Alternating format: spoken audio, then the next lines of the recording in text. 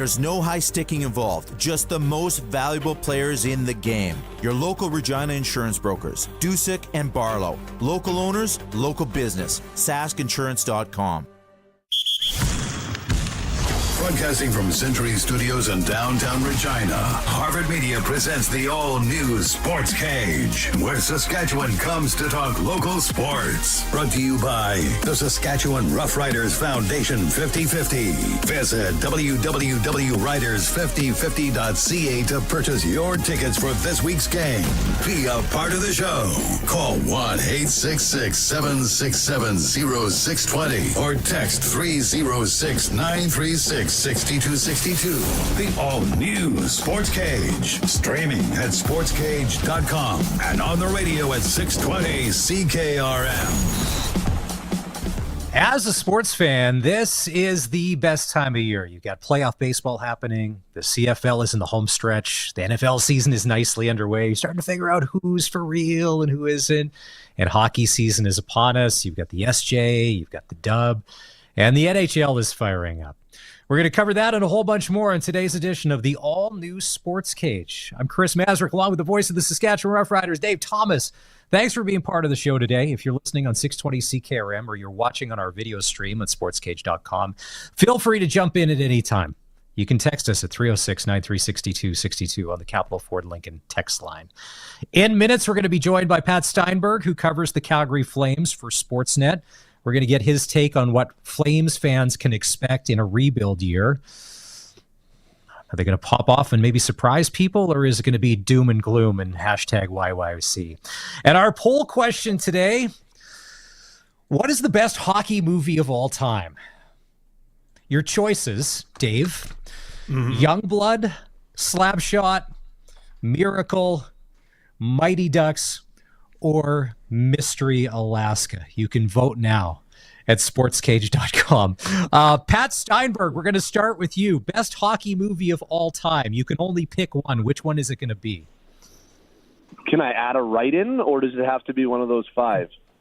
What's a write-in? What did our crack staff miss here? What hockey movie did we miss? Well, I don't think you're giving enough credit to D2, the Mighty Ducks, which is my all-time, like the junior Goodwill games. And we get to see the first ever lassoing penalty in hockey history. And I think the D2, the Mighty Ducks, when they actually wear the Anaheim Mighty Ducks jerseys, they change jerseys like between the second and third periods, and we get the introduction of the Bash Brothers. I feel like the first Mighty Ducks movie was great, but it was perfected by the second one. So that would be my only write-in. If I have to choose one of the five, though, I would go Mighty Ducks, based only on my vintage. Now, listen, any movie with Emilio Estevez in it is great. Like whether it's D1, D2, or how you want to play it. Okay, all right. We'll get into this later. I'm going Slapshot. Dave, off the top, and we'll get into it, the why in a little bit. Just for you, when it comes to hockey movies, Dave, where are we at? I'll preface this. When was the last time you watched the movie Slapshot? Just the other night, it was on Turner Classic Movies, and it was right around the Hanrahan wife situation in there. Gotcha. And yeah. Let's just say that when you sit down to watch it with your 7-year-old, it probably isn't the best idea because there's a lot of things I forgot that were in that movie. Yeah. What a movie it was. Exactly, right? Moving right along. Nothing to see here. Move on. Owns. Pat, tonight you've got work to do. The Calgary Flames are going to kick off their regular season against the Vancouver Canucks. And Craig Conroy, since he's taken over, has got a lot of praise from people for what he's done. He's finally been the guy to say, hey, you know what? Are you guys calling it a rebuild or a refresh? What's the official term? Because to me, Craig's taken it down to the studs and he's building it back up. Yeah, I mean, the Flames are very reticent guys to use the term rebuild, and it's not a word they like using.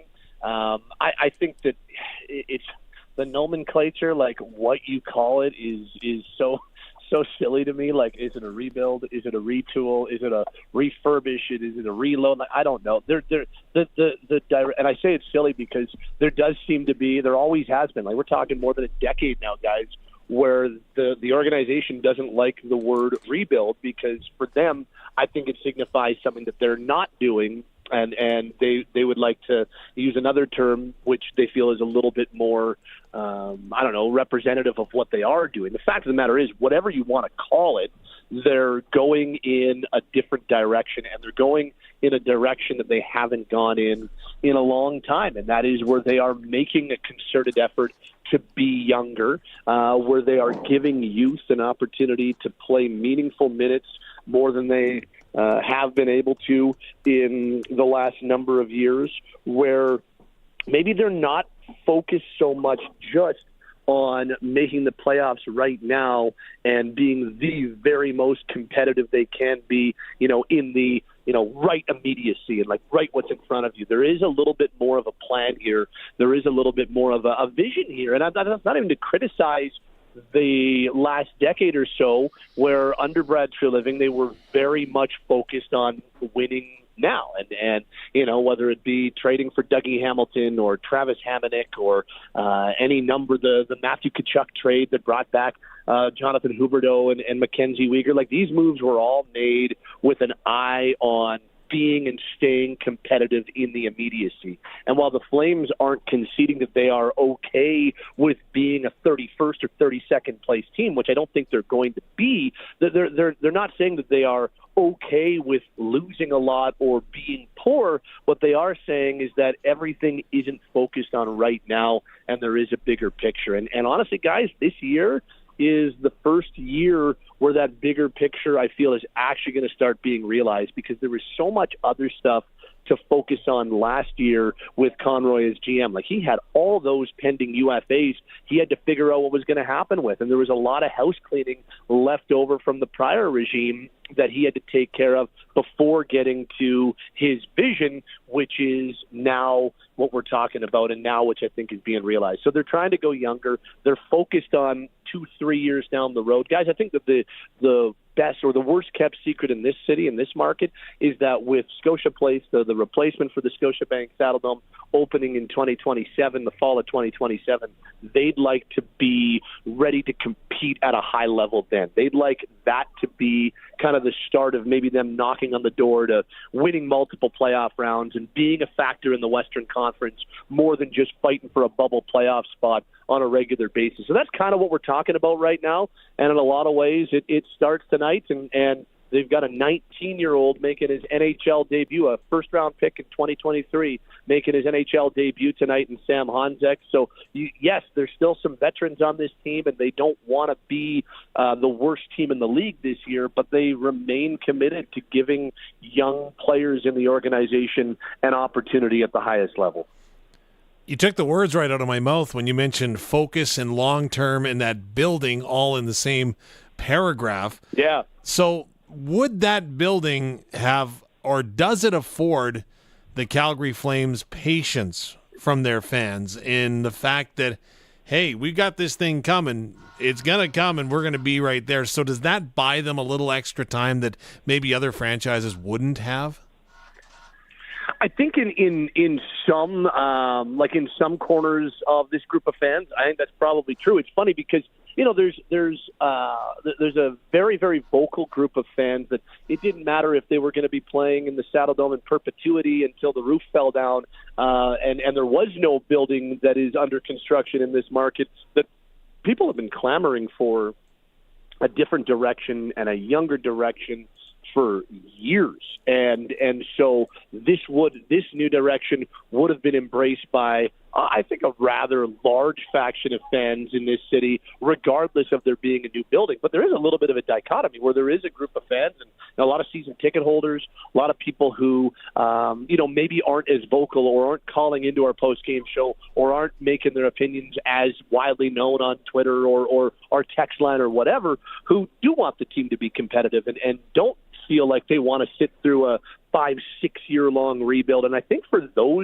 that group, which is I think an important group to remember as well, I think for that group, having the new building coming and having somewhat of a pretty clear path to wanting to be a competitive group and a team that maybe can fight for real meaningful things when it opens, I think that might buy them some patience from that group, which I think is a really good point, and an important one to remember, because I think in the end, everybody who cheers for this team in this market would like to see them win a Stanley Cup or would like to see them compete for a Stanley Cup, but there are differing opinions of how to get there. There are differing opinions of how much people want to spend their hard-earned money on a direction that may or may not take them there. So I do think and I don't know what the what the cross section is or how large each group of fans is, but I do think for that group that still wants the team to be competitive and still wants to go to games and be entertained and see the team win games and maybe get some playoff hockey, I think having that kind of tangible end goal is really going to help if they are a little less competitive for a year or two here.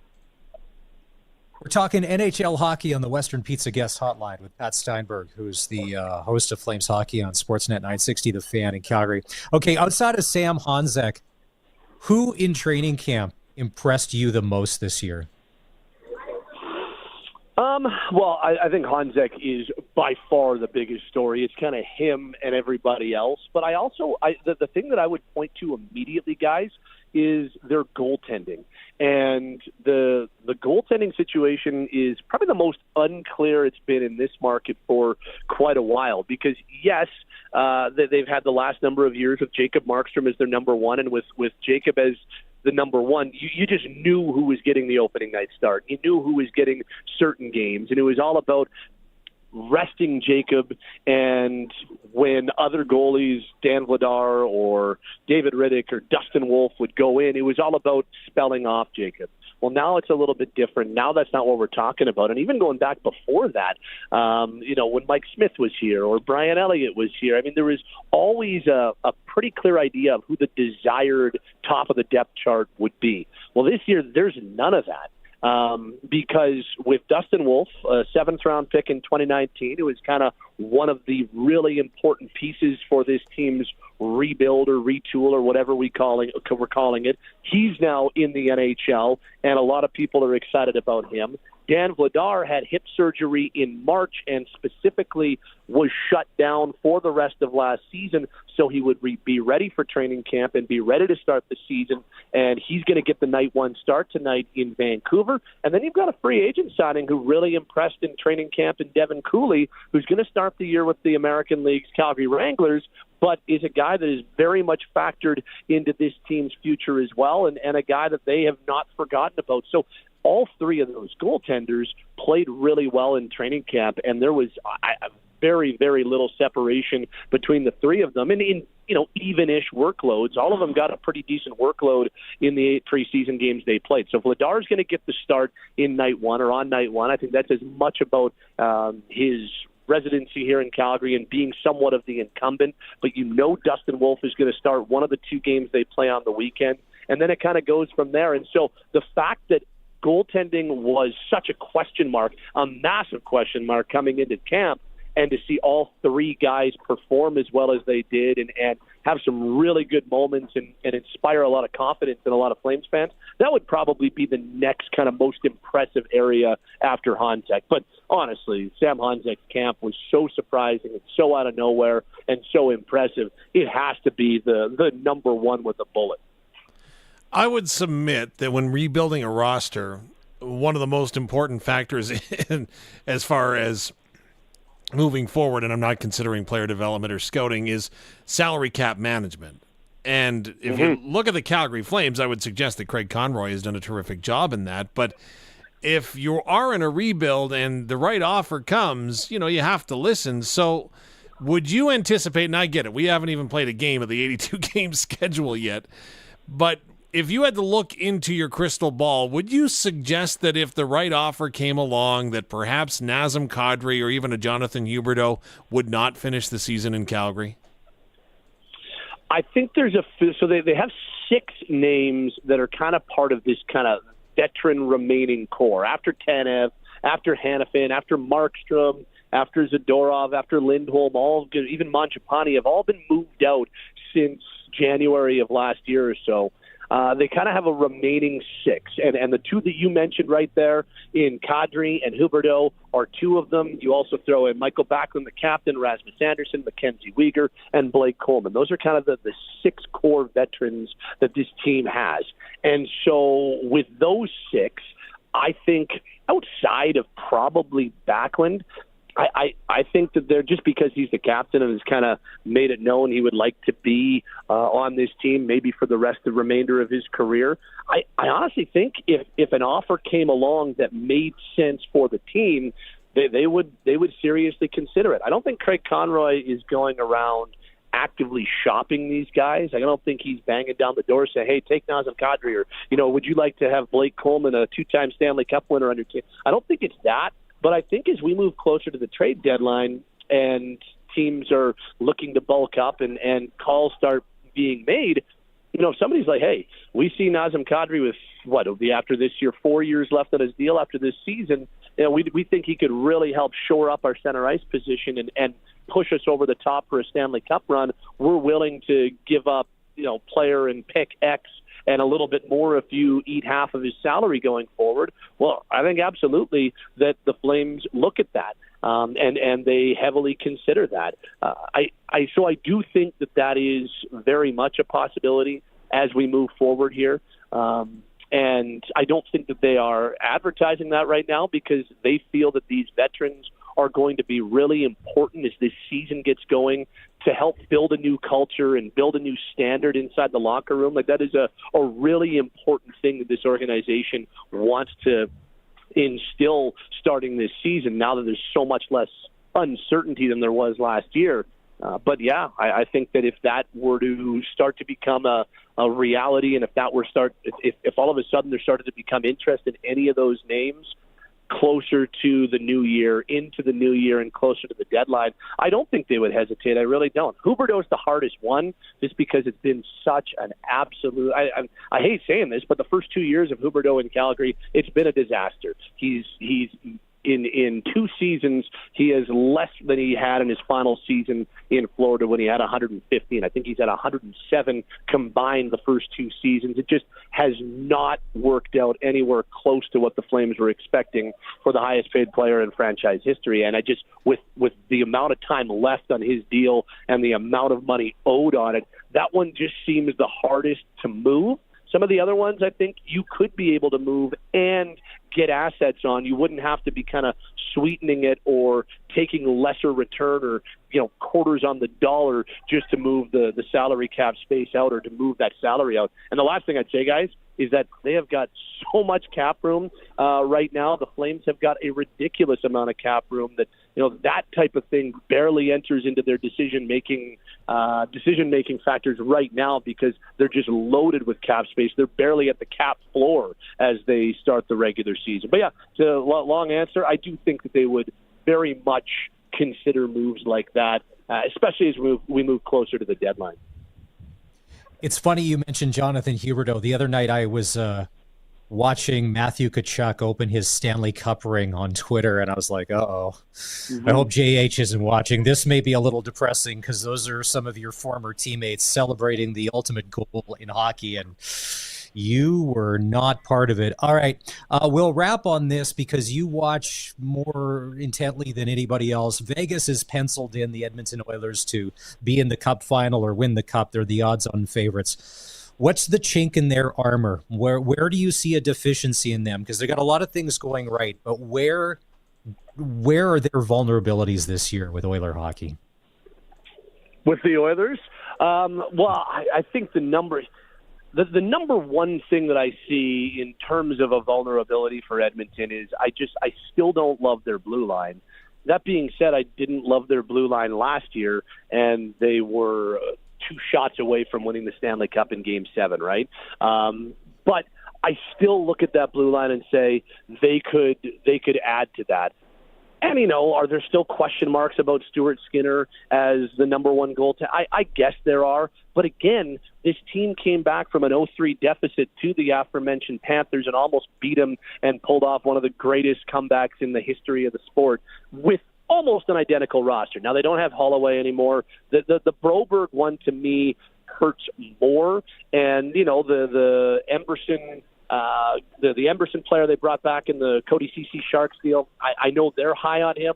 Jury's still out for me. They signed Dermott off of a PTO, who is a nice depth piece, but I still think that their biggest issue is going to be a blue line that is just kind of okay. And Matthias Ekholm has been such a great fit for them, but he's 34 years old. So at what point does Ekholm maybe start to take a step back? If it's not this year, then they're probably still fine, and I do expect Edmonton to add on their blue line between now and the trade deadline. And with that forward group and with the two guys that lead the way in 97 and 29, I do think that they're a shoo-in to make the playoffs. They're a shoo-in to probably be 1 or 2 in the Pacific Division, and it's all about what Stan Bowman as the GM does to try to get them over that hump. And I mean, how many times do we talk about it? You get to Game 7 of a Cup final, you're a couple shots away. How do you make moves to win that one extra period and to eventually get you a championship? It doesn't really work that way, and so you can't think that way. And it's all about just making the team as good as possible so they can go on another 16-win run. But I guess the area of weakness would be, their blue line I still don't love. But I think with the talent that they have assembled, the elite players they have at forward, I still don't really worry about the Oilers. And I'm not going to worry about them until we get out to the trade deadline and we know exactly what that roster is going to look like. I do expect them to add, and thus they're probably just going to be just fine as they go into the playoffs, and they should be, as much as it pains us to say it in this city, they should be one of the 2 or 3 odds-on Cup favorites for this year, because they really have put together a good team. I think they just need to dig in. They just need to dig in right now. Exactly. Yeah. I give Connor credit, because I never thought that he had that type of emotion in him.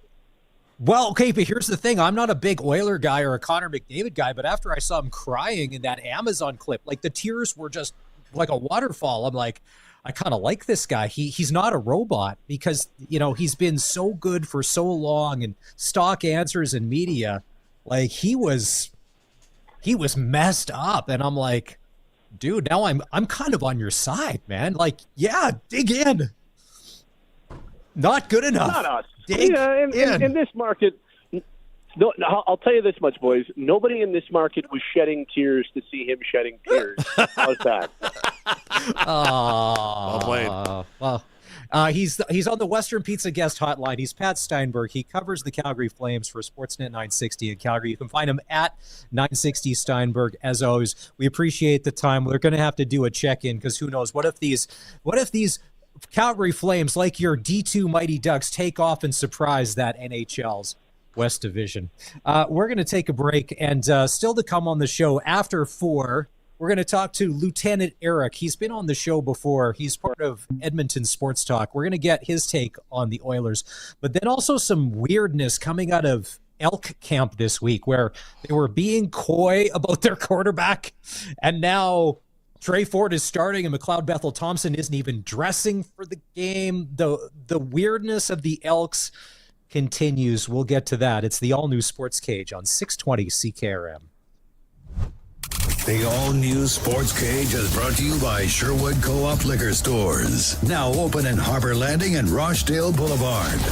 Rider Nation, the all-new Sports Cage is bringing you Cooperator's Rough Rider football like never before. Now, for every home game, you can watch the Rider Radio live stream on our Sports Cage YouTube channel. Saturday, the Riders take on the Lions. The live stream starts at 2 with Countdown to Kickoff, brought to you by Croft Electric. And we wrap up the game with a Sports Cage Radio Roundtable, brought to you by McDougall Auction. Subscribe to our YouTube channel at sportscage.com. And don't miss a minute of our Rider Radio live stream. Saskatchewan Party will make life more affordable for students. For Check, homeowners, 1 2, for check 1 2. So We'll when we increase come the back amount out of this students give break, back through the graduate retention. the Ryder Foundation We'll is the increase sponsor of the show first-time today, and the homebuyer's trip tax they're giving away is We'll to create a Vegas, home renovation tax the credit, Vidara, and we will increase and the we'll active just families say, benefit for last night in children's Vegas, they made We'll also history. They reduce their income imploded tax another and make hotel. home If you haven't heating read it, exempt and I'll from be Trudeau like, if you're NDP watching, carbon tax. you do this. But we also have it Saskatchewan posted on Making our life more Sportscage affordable socials. They for imploded the Saskatchewan. Tropicana. Authorized by the financial agents for all provincial Saskatchewan Party candidates.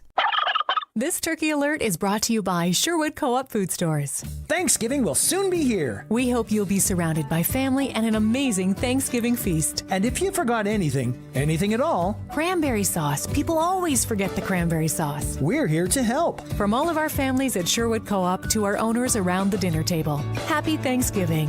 We are members. We are owners. We are Sherwood Co-op. Can someone please pass the stuffing? See them rise. Partial breakaway, right side stops, waits, he scores!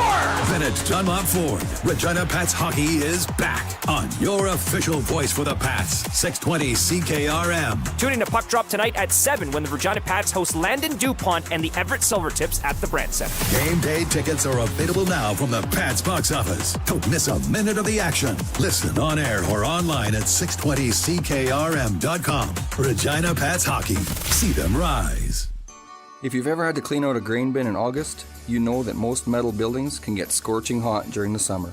Hi, I'm Terry from Zipperlock Building Company. At Zipperlock, our buildings are white, so they absorb far less heat than your average metal farm building. Avoid working in an oven next summer. Store your grain, fertilizer, and farm equipment in a Zipperlock building instead. Zipperlock Building Company, built in hours to last a lifetime.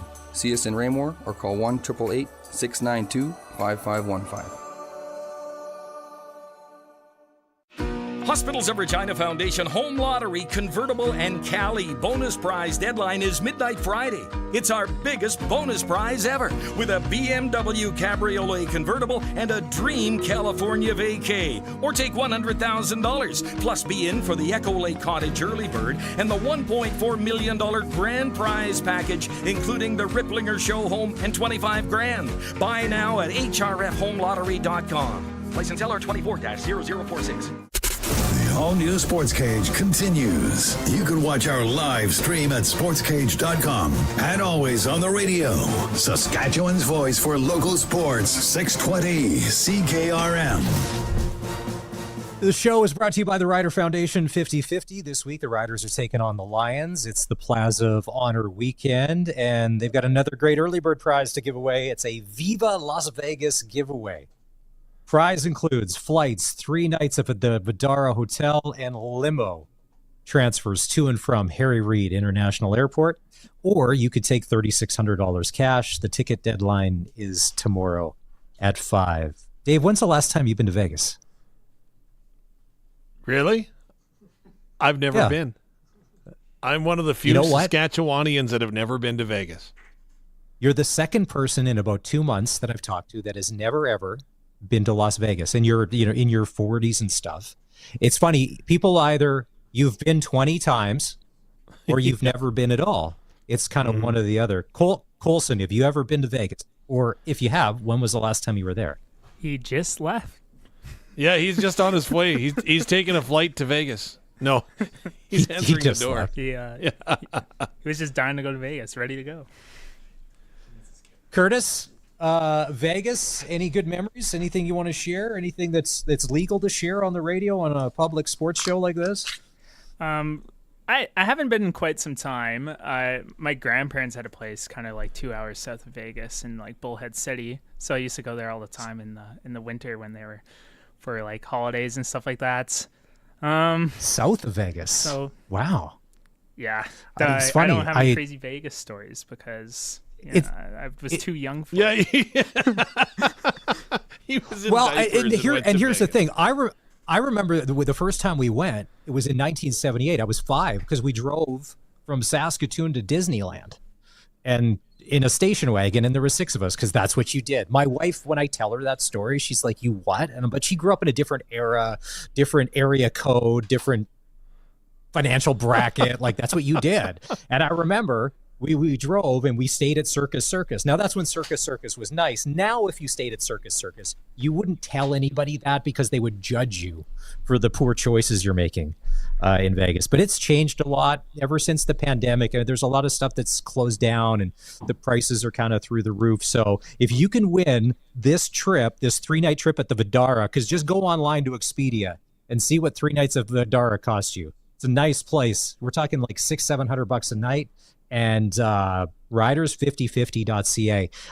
It's funny, if you've been on social media in the past 24 hours, one of the biggest things you've probably seen in all your feeds, Facebook, Instagram, Twitter, you name it, is last night they imploded the Tropicana Hotel.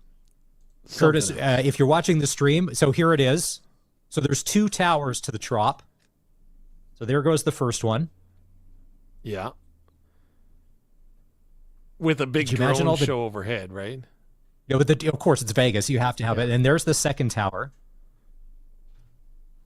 If you haven't seen this yet, we have it posted on our Sportscage socials, and you can watch it. So the reason why they imploded the Trop is that's where they're building the baseball stadium that the Oakland A's, or whatever they're going to be, the Las Vegas A's, or whatever they're going to be called, are eventually moving into. And Vegas is famous for its hotels and then imploding them. So last night, like, they had streets blocked off, they had viewing parties, they had other hotels, like, with views of that charging upwards of $2,000 for the night for the room, just so you could get a good view. So you could put that on social media. I don't know, Dave, are you more inclined to go to Vegas now because you're a bit of a baseball fan, that you could go see a baseball game there? Oh, yeah.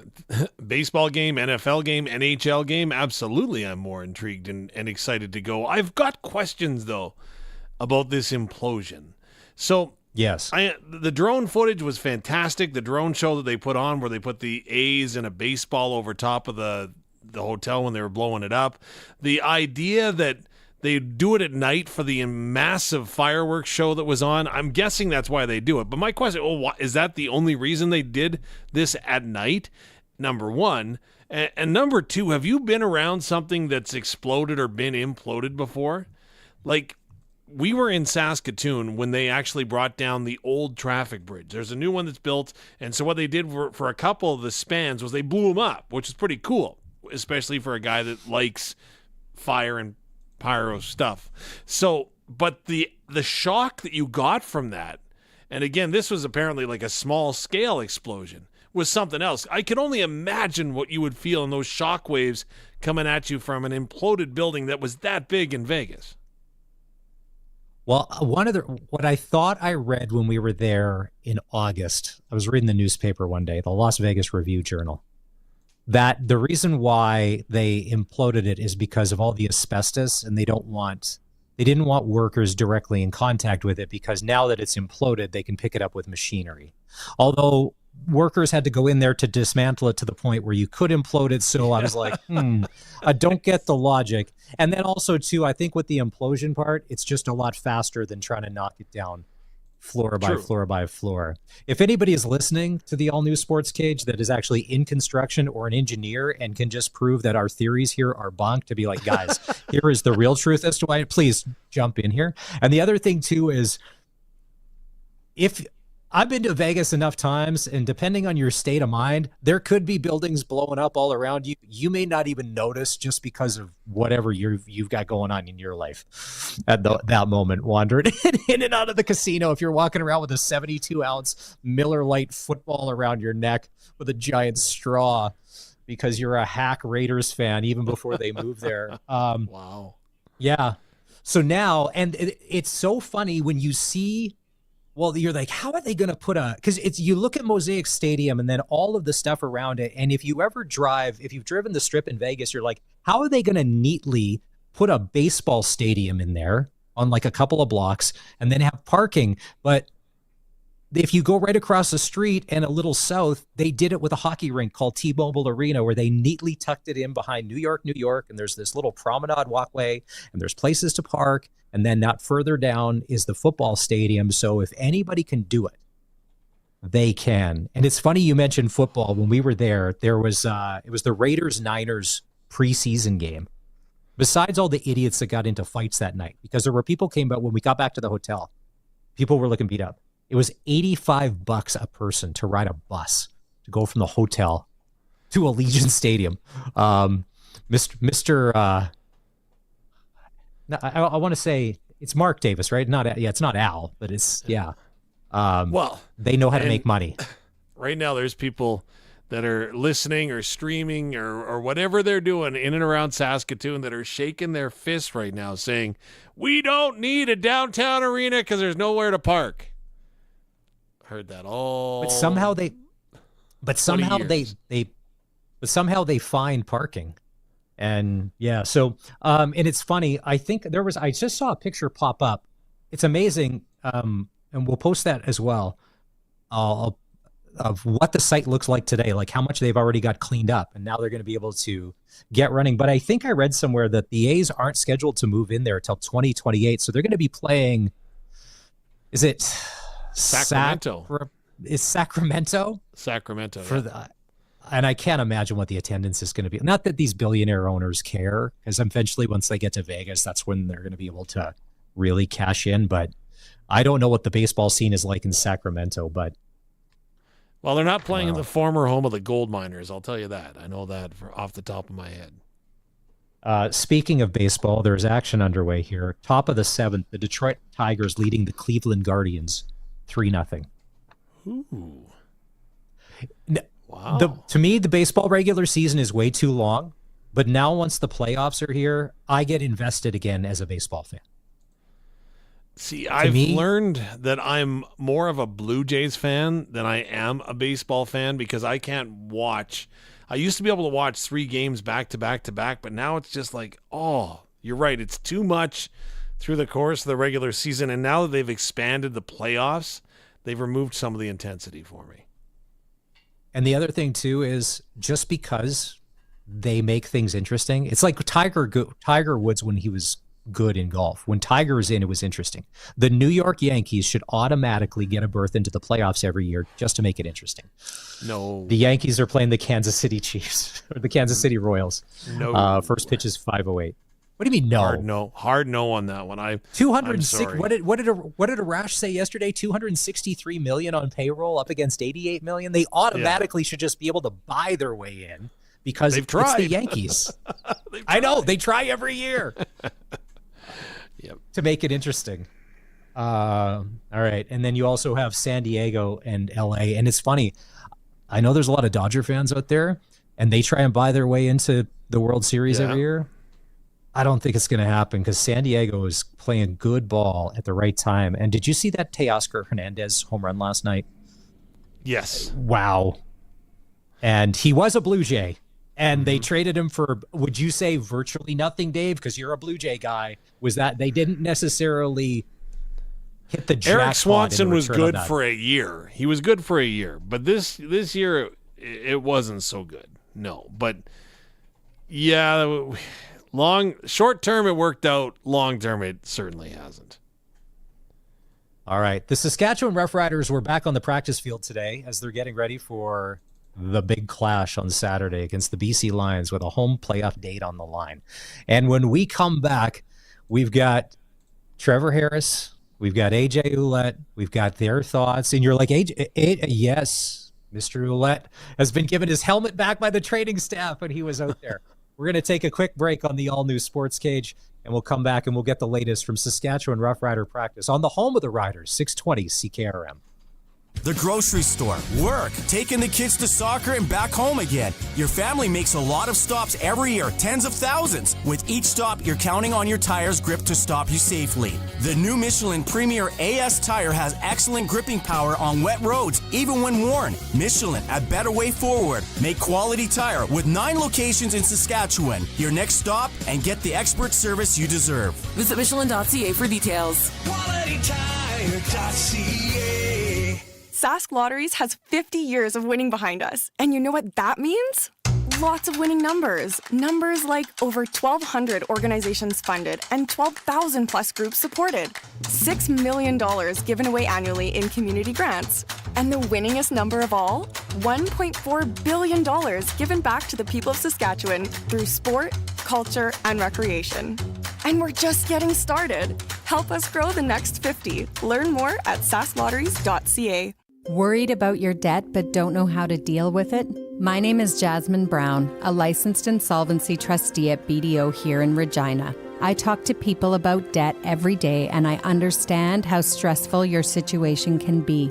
During a free consultation, I can show you how to lower your payments and become debt-free. I can offer you immediate relief from that overwhelming stress. Call 1-833-BDO-TALK or visit bdodebt.ca to learn more.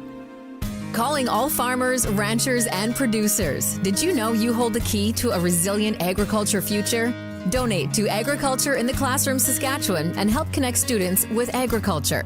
Together, we can cultivate a generation that understands, appreciates, and champions the heart of farming. A sustainable future begins with investing in education today. Make a charitable donation to Ag in the Classroom at aitc.sk.ca/donate.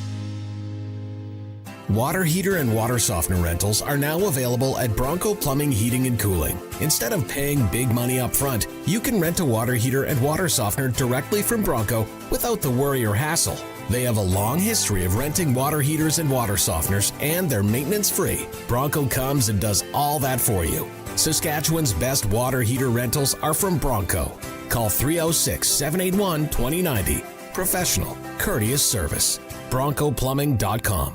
The Saskatchewan Roughriders are getting ready for Legends Night, presented by Ruffles, October 12th at 5 as the Riders face the Lions. Coors Light Party in the Park will have autographs from Darian Durant and Roy Shivers. $5 beers both there and in stadium until 30 minutes before kickoff. And live music from the Tilted Kilts. The 2024 Cameco Touchdown for Dream recipients will join the game. Greeted by Rider Nation. Buy your pink Cameco Rider mitts and support the cause. We'll also honor the 2024 SaskTel Plaza of Honor inductees during halftime. It's Legends Night, presented by Ruffles versus the Lions, October 12th. Welcome back to the all-new Sports Cage. Get social with us. Follow us on X at Sports Cage. Watch our video stream at sportscage.com and always on the radio at 620 CKRM. Our poll question today, if you go to sportscage.com, what is the best hockey movie of all time? Your choices. Sorry, Pat Steinberg, but we're only going with 5. I know you wanted 6, but we're going with 5. You've got Youngblood. Now that's a young Rob Lowe shot in Canada. Underrated. I know Barney was talking about it the other day. I hadn't seen it in probably 20 years, and I saw it again about 6 months ago. I'm like, this is actually better than I remember. Because you also not only have a young Rob Lowe, but you've also got a youngish Patrick Swayze, who's the seasoned vet, who's showing Youngblood the way. Don't mess around with the coach's daughter. You've got Slapshot. Of course, that's going to be on the list. Miracle, the 1980 U.S. Olympic team. I mean, that right there. Yeah, that was a good one. The Mighty Ducks. I had to put that in there because I was trying to make 5, which... and then there's... And remember this? Mystery Alaska. Remember that? I don't remember that one. I had to go ahead and look for the trailer, actually. I was like, oh, yeah. Yeah, it's Russell Crowe. Yeah. Gladiator, Russell Crowe. Trust me, by the time you get to 5 hockey movies, you're kind of, the pickings are slim. Yeah, isn't that the truth? Choose from. You can vote at sportscage.com. Saturday is a Saskatchewan Roughrider game day. They're back home to take on the BC Lions in the Plaza of Honor game. Up for grabs is a home playoff date.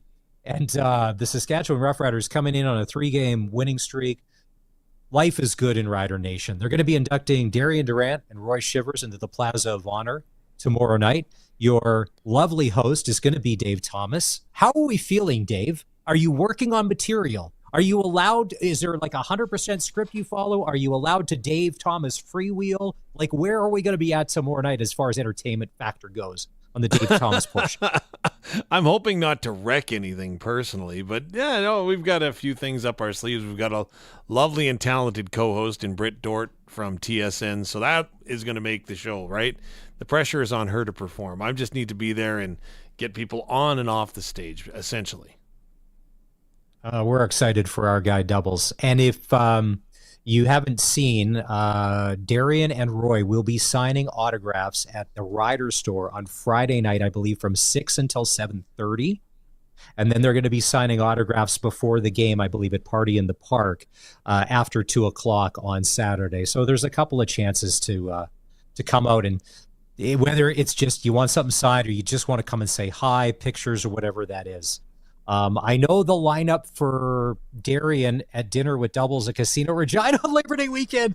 It was a solid hour long, and there was only like 300 and some people there. So I can only imagine what the crowds are going to be like for him this weekend. I would say if you're coming, just be patient. He's an awesome guy, and the good thing about him is he spends as much time as needed, so you feel like you're coming away with, wow. You can walk away like, him and we're kind of friends now. We're kind of buds, which I can only imagine some of what people are going to be able to do. And speaking of nervous, I wonder if he's got his speech done. I wouldn't doubt that I don't think he's going to pull many audibles at the end, but he'll have a script. He's an offensive guy. He'll know what he's doing. I know. He's got to run some plays. Yeah.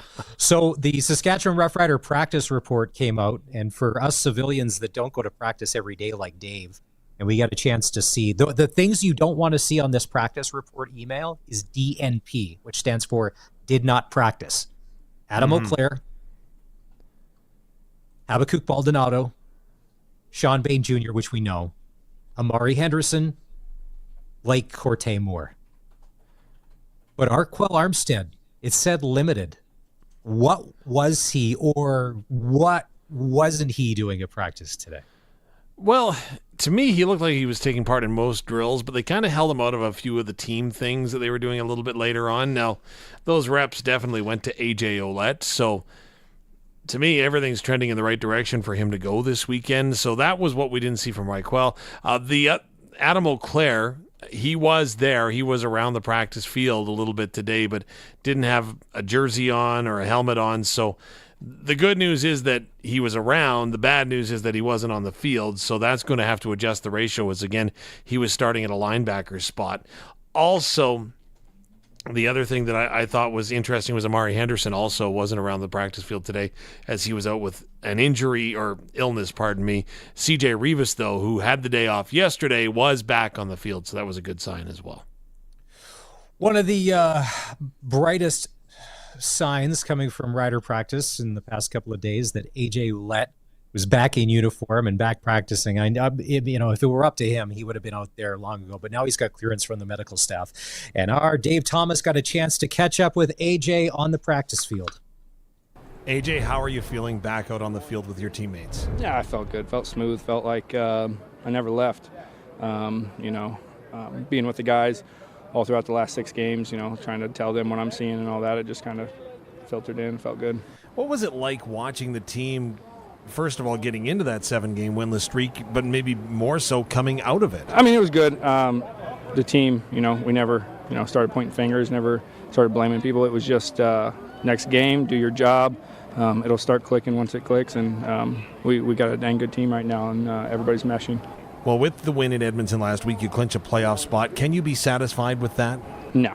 We have not been playing good enough, long enough. So we gotta keep that momentum going. Aside from today, it's been starting to get cooler and feel a lot more like October. Would that then be the best time to be a running back? Yeah, I mean it's playoff energy, and that running backs feed off of that. And then when the chill is in the air, it just hurts a little bit more to tackle someone. So we take pride in playoff football, and this team, I think from Coach Mace, J.O., and our whole coaching staff is built on back into the season when it gets cold. So it's going to be fun. Tell me a little bit more about the running back room. Of course, Frankie Hickson played last week. Raquel Armstead is around. You've got Thomas Bertrand-Houdon, Thomas the Train. Tell me about this running back room. Oh, we got dogs. Start anywhere. And, it sucks that there's only one running back on the field at a time. To me, it's the best position in football. So there should be like 1,000 of us out there, but hey, it is what it is. But it doesn't matter who's out there; they're gonna get the job done. Why would you then say that running back is the best position in football? I mean, you got to block like an old lineman, you got to catch like a receiver, you got to run the ball with the most physicality and finesse on the team. You got to be smart enough to stand back there beside the quarterback and see what the defense is doing, and keep the moneymaker back there upright. With your experience, how do you ramp things up as you head towards the postseason? We're getting, back into the season, so mistakes aren't acceptable anymore. You're not just messing up your job, you're messing up someone else's job. So we just got to lock in, and I think the team knows that there's no more mistakes. So during your time observing this team and not being able to play, what did you learn about the team, and maybe what did you learn about your teammates? Just watching. We got tough guys. They're going to fly down the field in special teams. They're going to put their body on the line when they have the ball. Even our defense, they are the most physical group I've seen, and I'm just excited to be back out there with them. So what is most important to get you ready to be available to come and back and play? Just kind of communication without communicating. So I need to be able to know what the O-line's thinking. It's almost a brand new group from when I started. So, trying to get a feel for how they're seeing stuff, spending extra time in the film room with them, having dinner at Furlands to try to, get a little extra talk about football. You've been down this road before, albeit in double blue of the Toronto Argonauts. Last year didn't end the way that you wanted to in the East Final. What have you learned from that you can take forward with this group? Yeah, just got to know that you got to keep everybody accountable. Doesn't matter who they are in the room. They could be the best player in the league. You got to keep them accountable for every day they come into the facility, because you never know when someone's going to have that off game. That's Saskatchewan Roughrider, AJ Ouellette. And don't forget that Saturday is game day here on 620 CKRM. The Croft Electric Countdown to Kickoff with Justin Dunk and Wes Cates will start at 2. Rider Nation pregame show with Dave, Luke, and Justin goes at 4. Kickoff at 5. And then, as always, the best part, to me, the best part of the show is the Rider Nation Radio Roundtable postgame show with Justin and Wes, because the fans get a chance to talk and weigh in what's going on. And this weekend, you'll be able to watch our Rider Radio live stream on Saturday by going to sportscage.com. All right, we're going to take a break, and coming back after 4, he is Lieutenant Eric. I don't know how he got that rank. He's from Edmonton Sports Talk, and there's some weird stuff going on with the Elks and the Oilers, and we'll get what's going on with him. This is the all-new Sports Cage on 620 CKRM.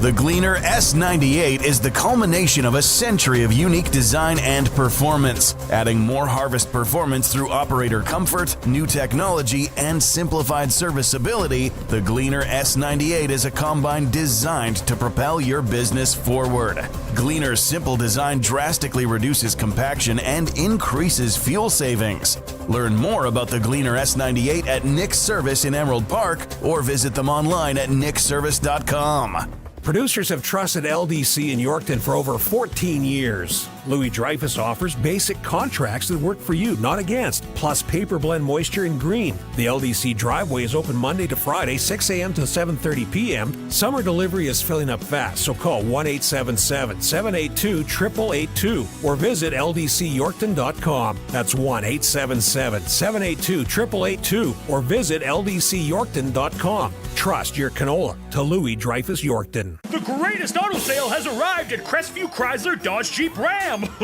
Behold our dazzling weekly Ringmaster specials. Early year-end prices that will have you gasping. And Cash for Clunkers is back. Get a minimum $3,000 for your vehicle, guaranteed.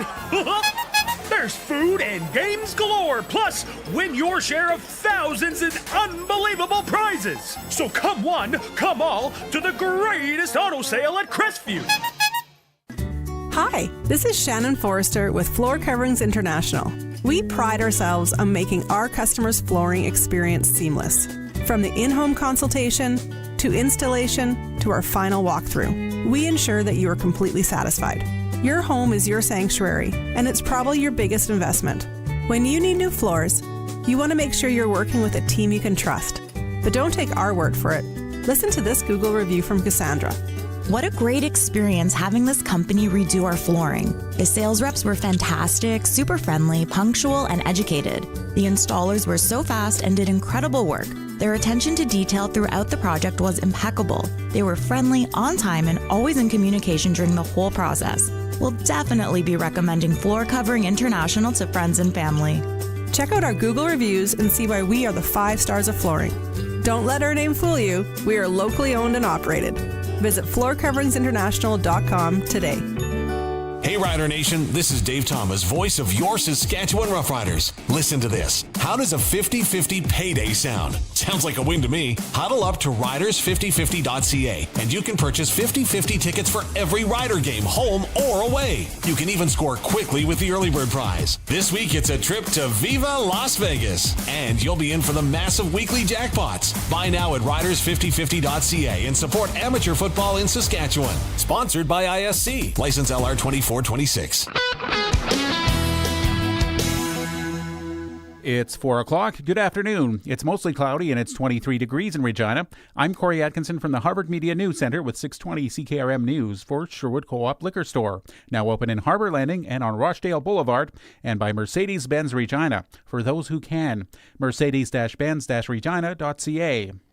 Saskatchewan Party leader Scott Moe says a racist incident in the government caucus last year was handled in accordance with party policy. David Buckingham has since apologized for using a slur that references a black person while recounting a story of someone else using it. Moe told reporters in Saskatoon today that Buckingham immediately said sorry and underwent sensitivity training. What we have always strived towards is to be diverse, but also to be inclusive. As a party, as a governing party, with that honor the last number of years, and we will continue to strive to do that into the future. Buckingham says he made a, quote, dumb mistake and hopes voters give him a chance on October 28th. Early this morning, police responded to a report of a firearm incident on the 1300 block of Cameron Street. A witness provided a suspect description, and officers soon located and arrested a 15-year-old male matching that description. The youth, whose identity is protected under the Youth Criminal Justice Act, is facing multiple firearm-related charges, including possession of an unauthorized firearm and discharging a firearm recklessly. He is scheduled to appear in Youth Provincial Court today. Last year's Canadian Western Agribition brought lots of economic activity to the province. A report from Praxis Consulting notes Agribition generated $116.5 million of activity to the provincial economy. The CEO of the Canadian Western Agribition, Sean Kindop, was surprised to see the numbers so high. So when you get a number like that comes back, and tourism took a large hit and the event industry took a large hit in the pandemic. So for us to have such a huge bounce back the last 2 years and to be able to contribute this to the economy while still delivering such a fantastic event, it's something that we don't take lightly and that we're very proud of. The total economic activity represents a nearly 21% increase from 2022. The weather in September was warm and mostly dry, except for a couple of days when thunderstorms brought various amounts of rain. Danielle Desjardins, a meteorologist with Environment Canada, says the month also had active lightning activity. For the month of September, we saw 125% of the average. That put it at the sixth highest September in about 22 years of record. Looking ahead, she expects temperatures to be above average for the next 2 weeks.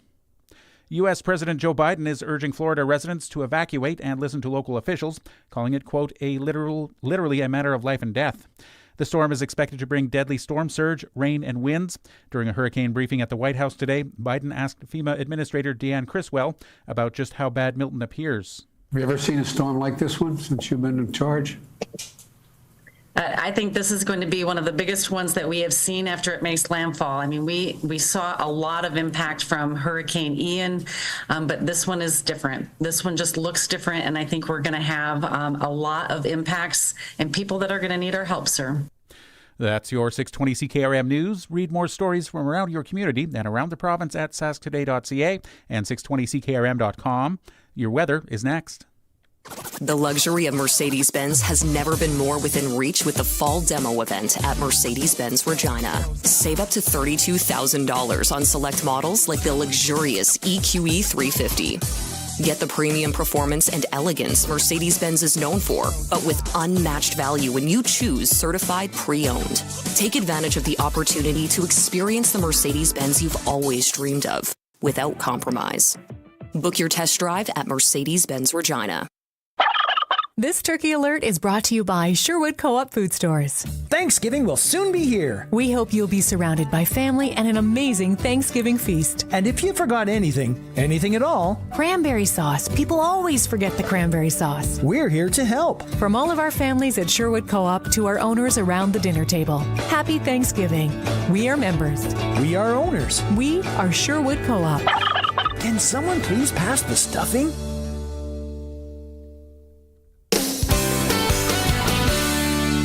And And now it's time for your 620 CKRM Precision Weather Forecast for Line X Regina. Serious protection, killer looks, 1865 McCarra Street, and brought to you by Wolf Industries, your truck repair specialists in Granville, servicing all sizes of trucks, SGI accredited. Tonight, partly cloudy with a low of 8. Tomorrow, partly sunny and a high of 16. And on Friday, mostly sunny and a high of 15. At this hour in Moose Jaw, it's mostly cloudy. Winds are from the northwest at 18 and it's 24 degrees. Regina is also mostly cloudy. Winds are from the west at 17 and it's 23 degrees.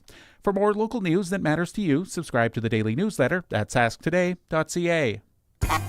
Whether Smokies after you or not, when you're on the road in your big rig, you're in a hurry to get to where you're going, and you need a part shop you can trust. Wolf Industries is the premium choice. They're your family-run truck mechanic shop with a full line of parts for big semis, with certified AC technicians for the hot summer. Stop in at their Grenfell location for all the parts and repairs you need.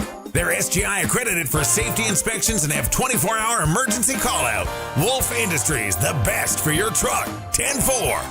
When you want the best for your truck, you want Line-X. Your truck has withstood the harshest elements Saskatchewan has thrown at it. Rocks, gravel, rain, sleet, and snow, and left with no chips, no rust. Line-X protective coating keeps your truck's bed liners, rocker panels, and bumpers looking like brand new. Don't settle for Brand X. Go with Line-X. It's serious protection. Come see why everybody loves taking their truck to Line-X Regina for their rocker panels, bumpers, and more. Line-X. Make your truck complete. 1865 McCarra Street.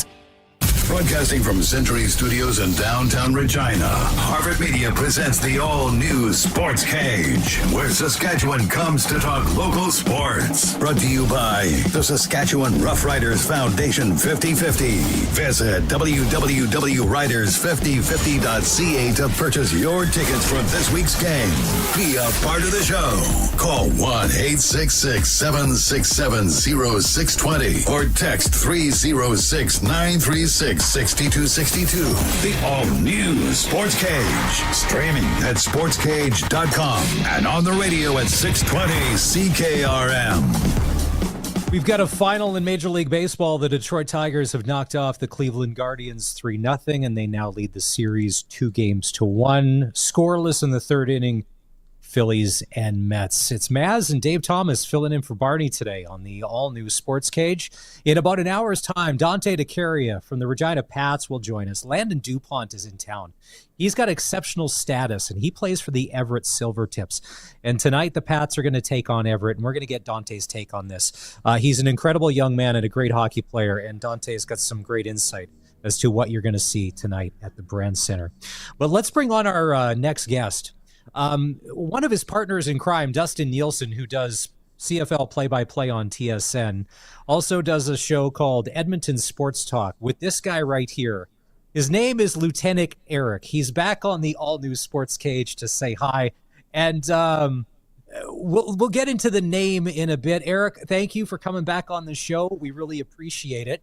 A couple of kooky questions about the Edmonton Elks. First, Jarius Jackson was playing coy about his starting quarterback, and now Trey Ford's in. And did I read this correctly, that McLeod Bethel Thompson isn't even going to dress for this game? Yeah, this is a wild situation, and I just want to say, excuse my teeth. I took an accident off one of those Lime scooters a couple of months back, and it was pretty gruesome. So this isn't my regular look. I just want to say that. But it looks pretty terrible, I know. Terrible is another word you can attribute to the Elks this season. It's been a mess.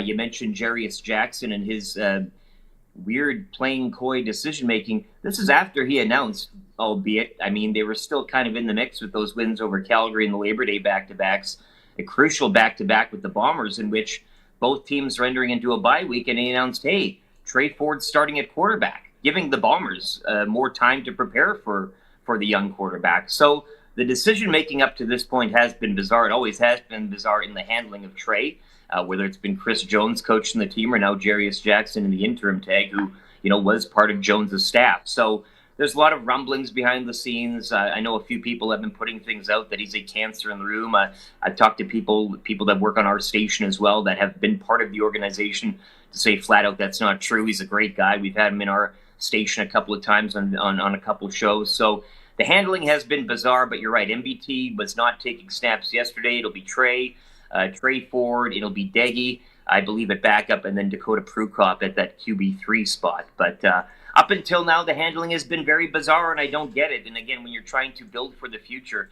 I understand what Jones was doing in the offseason maybe and bringing in a guy like MBT. He needed to win yesterday, and he banked on the veteran, and as most football coaches usually take that conservative route. Didn't pay off for him. And I think fans here, they're all behind Trey. They just want a little excitement. I think everybody knew that this wasn't going to be a winning season. You never know in the CFL. However, when it kind of didn't turn out like that, people just wanted to see Trey. They just wanted to see a glimpse of the future. And not only that, but also send the signal and message to him that he's part of the future, whereas now, the jury's still out on all that. So no, this week, MBT, I guess, will be riding the pine. As I mentioned, no snaps yesterday. I assume that's the rhythm today, and it'll be Trey for the final two, but I don't, again, know what you're kind of gauging out of a guy and know what you have fully when it's two garbage time games. I'm fanboying out here a little bit. If you haven't followed Edmonton Sports Talk, of course, Lieutenant Eric is an SD Award winner for the Show of the Year, I believe, correct? And also... I got Gutsiest Performance of the Year. I got a trophy, and it was for showing up, doing a show live at a casino after a Super Bowl party, in which we don't need to get into the details, but it was a gutsy performance, and the trophy is well worth it. Yeah, and I truly hope that someday I may be conch-worthy, but I know I have a long ways to go on that. But I do want to bring up the fact that, coaches before have said, if you listen to the fans, soon you're going to be sitting with the fans. But is this an instance right now in Edmonton where if you don't play Trey Ford, you're going to end up sitting with the fans? Larry Thompson, the new owner, is in a great spot because you've acquired this asset, this nostalgic, historical one at that, and you have a chance to really clean house and set a new course. They need to get a president, which will probably be announced later this month in terms of the leaves that I'm reading. And then I think you go from there. But if you're going to just say you have to hire people who will name Trey the quarterback and all this stuff, then, as you say, that's kind of sitting with the fans. I would just put smart football people and football ops people in place to then make those decisions, whether it's with Trey Ford, your quarterback, or somebody else. But in terms of Jarius Jackson and everything such as that, the decision-making was weird. And I go back to that Bombers game because they did have a little momentum. And you guys know this, too. You cover the league inside out. They were the power ranking darling for a while there. And I, too, have thought all season they have good talent on this team. It's not a total scrap heap. They lost 3 games by a walk-off kickoff. Bad no luck for Chris Jones, although something had to change. You had to switch it up a bit. But Jarius did have a chance, and people were saying, take off that interim tag if they get to a playoff spot or if they get a home game, which was still on the cards. But again, the decision-making and announcing him the starter, heading into that bye week, with giving the Bombers, of all teams, 2 weeks to prepare for a quarterback when you have 2 different styles of quarterback. That's the time you kind of play coy and say, are you going to get the pocket guy? Are you going to get the running guy? Make him guess a bit.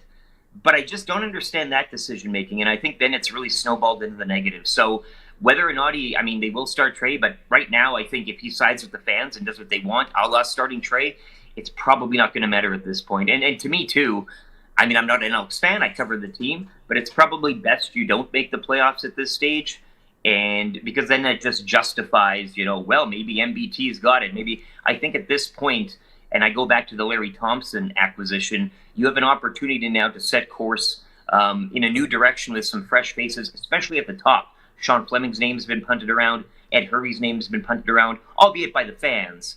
But again, to get them on your side again, to get butts in the seats again, I think appointments such as those and those types of names wouldn't be a bad place to start. He's Lieutenant Eric from Edmonton Sports Talk joining us on the all-new Sportscage. We're talking about the Edmonton Elks. Now, I know on the weekend, mathematically, the Elks were eliminated, but I'll agree with you, Eric. That first Bomber game at home, had they played McLeod, Bethel, Thompson, and they win, that momentum keeps going. But after losing that, I thought, you know what, your season's over because you're not going to go to Winnipeg and win there. And then that game ended up being over within the first 5 minutes of the game. And I think that's where it really spiraled. So do you think Jarius Jackson survives this? And is he going to be... So here's... Does Jackson survive, but does Jason Shivers survive on the defensive side? Or is it it's got to be a clean sweep? If you're doing one, you got to do them all. Yeah, and again, I go back to... you got to put a president in place. The president then needs to decide. And I guess that right now, too, of what I've heard is there's a bit of a struggle as to whom there's a couple of sides wanting two different people to be in that position. So already we're kind of seeing, but I guess that's good. Competition's good, but start there, then put a GM in place, get those roles, and then figure out, and then hire a coach and see who that coach wants on his staff. I just think this working backwards all the time and having to, say, hey, we want to keep this guy, and then we're going to hire this guy above him, but he's going to have to keep him, and then hire the guys in a domino effect. That would be my play. And to go back again with Jackson and Shivers, I mean, look, the defense has been playing good, and since Chris Jones left and Shivers has kind of gotten those reins, and you guys know his time in Saskatchewan as well, I'm kind of a big fan of the guy. But I don't think you can roll any of it back. It's such a sour thing right now and such a sour vibe that, I mean, bring back an athletic therapist or bring back an assistant line, like something along those lines is fine. Something kind of in the shadows. No offense to those people. They do great work. But I think, again, this is such a good reason and such a good time to just clean slate and start fresh. And again, as I said, put the people in place at the top. They can cascade down with their hires. And if it is Shivers, fine. And if it is, by some stretch, Jarius Jackson, well, that's cool too, if that's what they deem. But I just think it's more than wins in this market right now. And there's been such a sourness over the past few years that I think it needs to be more than wins. I mean, the fan base would have wanted to see Trey this season, wins or not, just to see what you had. So I think now you have an opportunity again. There are a lot of names out there that breed a lot of nostalgia. Whether that translates to success, who knows? But I just think to recapture the fan base again, that's kind of where you start. So Shivers, I like the guy. I think he's a good coach. And Jerry is too. I think he's probably good. Chris Jones is a great defensive coach. He was wearing too many hats, I think. But, yeah, I would just say probably whoever they hire in the GM head coaching spot, if they deem necessary, fine. But I wouldn't just go today and say, well, you're safe. Who's going to be your boss? I apologize for editorializing in the middle of a conversation, but number one, putting fans back in the seats. I think Larry's fire truck race went a long way to doing that over the weekend. That was hilarious. Yeah, that was awesome. They're already doing promos during the game. They'll dress fans up in these mini fire truck costumes, and they have a little race around the field or whatever. So he's got that going, and I have to give him credit. It's been a short turnaround in that respect. But the game day, the in-house experience is already translated a little better. So here's to better things and better days. And I will say that I went on record saying that the Edmonton Elks were the best 0-7 team in the history of football. I thought they were sensational. Just I don't know what it was that couldn't push them over that top to get the wins. So maybe it's a quarterback change. If you look into your crystal ball, who starts at quarterback week number 1 next season for the Edmonton Elks?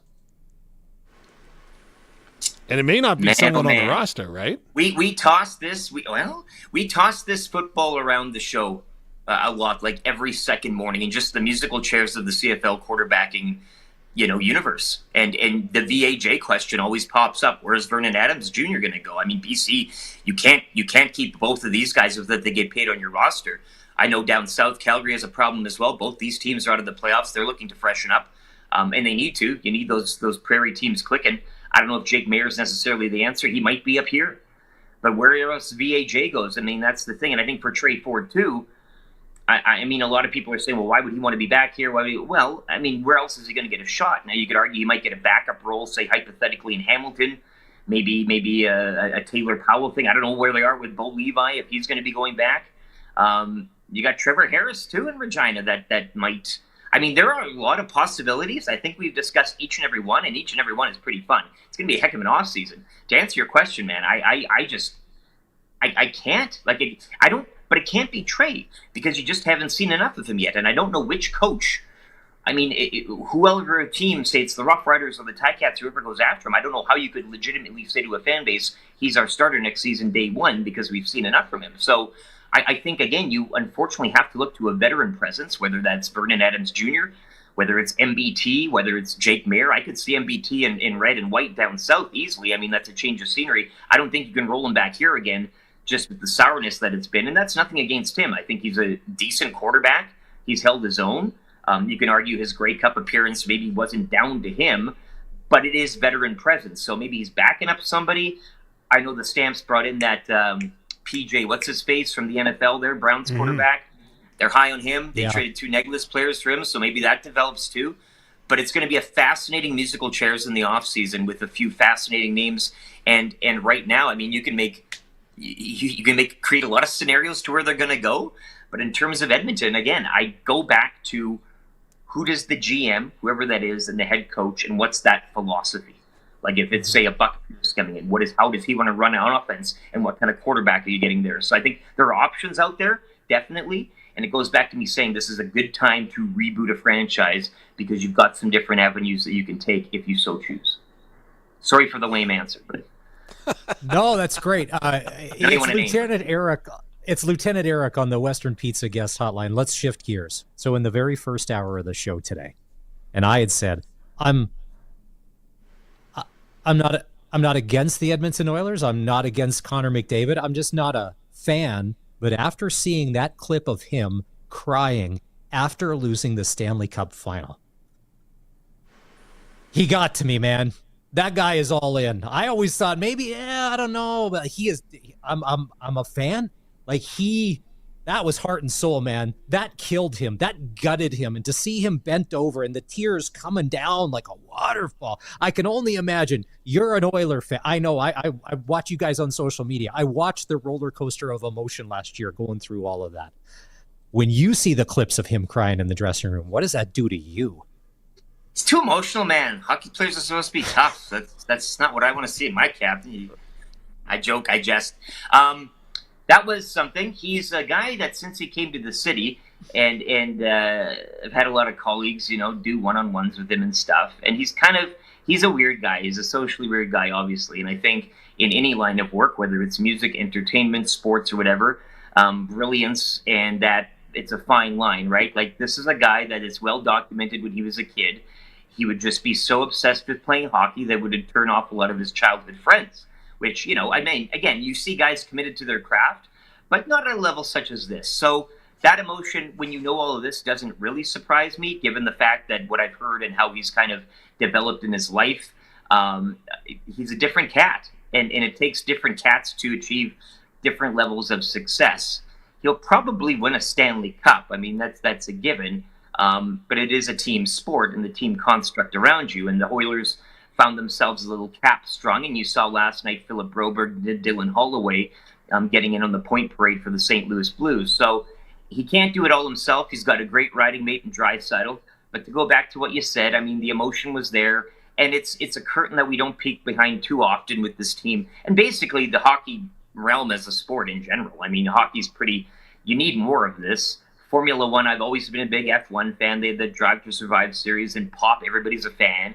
And I was kind of like, whatever, I've been following this. But you need that. You need to get into the pop culture realm. You need to get to the people who don't necessarily, especially down south in the States, who maybe see this as a rinky-dink league or rinky-dink sport, and you show them this type of footage, and it probably cuts through a bit more. So I think that whole series as a whole translates to the general population, and hopefully, McDavid's emotion also captures people's imaginations outside of our market, outside of our country.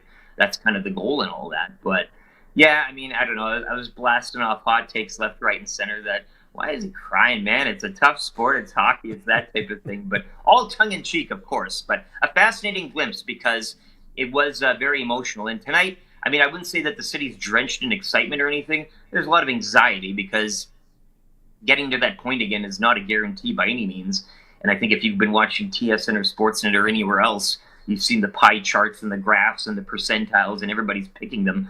I've always thought that this group primarily do well when prognosticators kind of go against them and they get a little bulletin board fuel and that type of thing. So they got a lot of pressure, and this is the story now. And so they're going to have to kind of live up to that story and live up to that clip and live up to all of that stuff. So, and it starts tonight against a very tough Jets team, and the Jets coming in here, with nothing to lose and no pressure on them. So yeah, it was fascinating to see all that, but I mean, as well, I hated the preseason, so that was like our red meat fodder for a week, and I just like, this is dumb, let's get on with it,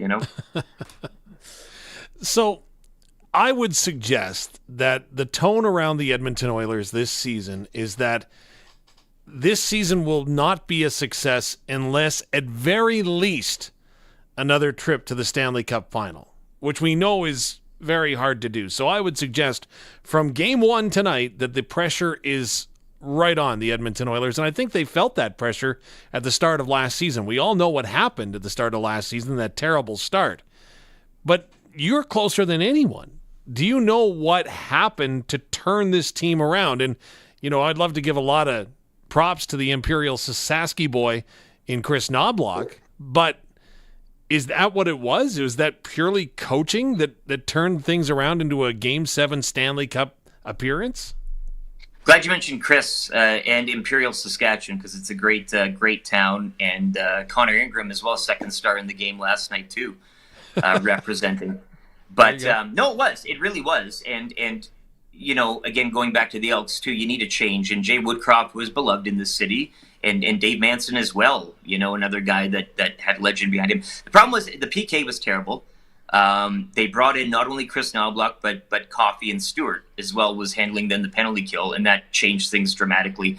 We had Knobloch on the show a week or two ago, and even in how he carries himself, he's a pretty level-headed guy. Jay Woodcroft, he always gave us great sound bites, and he was always reading the paper. Like, he knew what was kind of going on, which was nice too, but you need a guy, I think, with this group now, and the change was good with Knobloch. He's even-keeled. He doesn't get too high, he doesn't get too low in terms of his messaging. I think in terms of systems and stuff, it's pretty straightforward. If they haven't changed a lot in terms of neutral zone, forward, press in the offensive zone and things such as that, it's not a big change. But I think the penalty kill got shored up. You've seen that the power play has always been fantastic. That's just a cheat code with the people you have on this roster. But the penalty kill was the big one. And I think that kind of stopped the bleeding or plugged a few holes in that ship. You always knew the talent was there. They were just on a bad skid. And again, it's a game played on ice with little knives on your shoes and a piece of rubber. So sometimes odd things happen, and they were happening in bunches. So I think it's a combination of all those things. Credit to the coaching staff, again, especially on the back end with Coffey and Stewart. But Knobloch has a demeanor to which, again, I think with this team and where they're at right now, it's a veteran group. He's not coming in here and yelling at them. They know what they need to do. It's, I think, the oldest team on paper age-wise. So he's in here, and he's providing some stability. Obviously has a history with Connor, which helps. Everybody that they hire now seems to have some sort of a history with him, which is kind of what you do. You surround your best player with people he's familiar and comfortable with. Yep. So, it's a combination of things. That last year's start was kind of an oblong thing. But I think it also, and as I said, I go back to the point, I think this team is better when they have a little bit of adversity biting them in the ass, because it's just, they had to come out from behind that, and they had to chase it all year, and it was exhausting, but they still got to the final. You can't say that burnt them out or anything. So a bit of a sliver in their finger I don't think hurts them. And I think if you go out this season and dominate and you say get a President's Trophy, that just heaps on the pressure that much more. So I'm not saying going out there and drop games purposely. Obviously, they're not going to do that. But it's kind of a funny thing that in life, too, when you get a little too fat and happy, you might turn off mentally or emotionally or psychologically in a few moments. So we'll see how this season goes. I hope if fans clearly don't want it to be the roller coaster again and them having to chase it. But, the Florida Panthers, look on their playoff positioning last year, too. You get into the dance. They'll probably win the division, which they should. Now, the conference, okay, Colorado's going to be a great team, and their Dallas is fantastic. I love Dallas. I love that team. I love the makeup. I love the chemistry.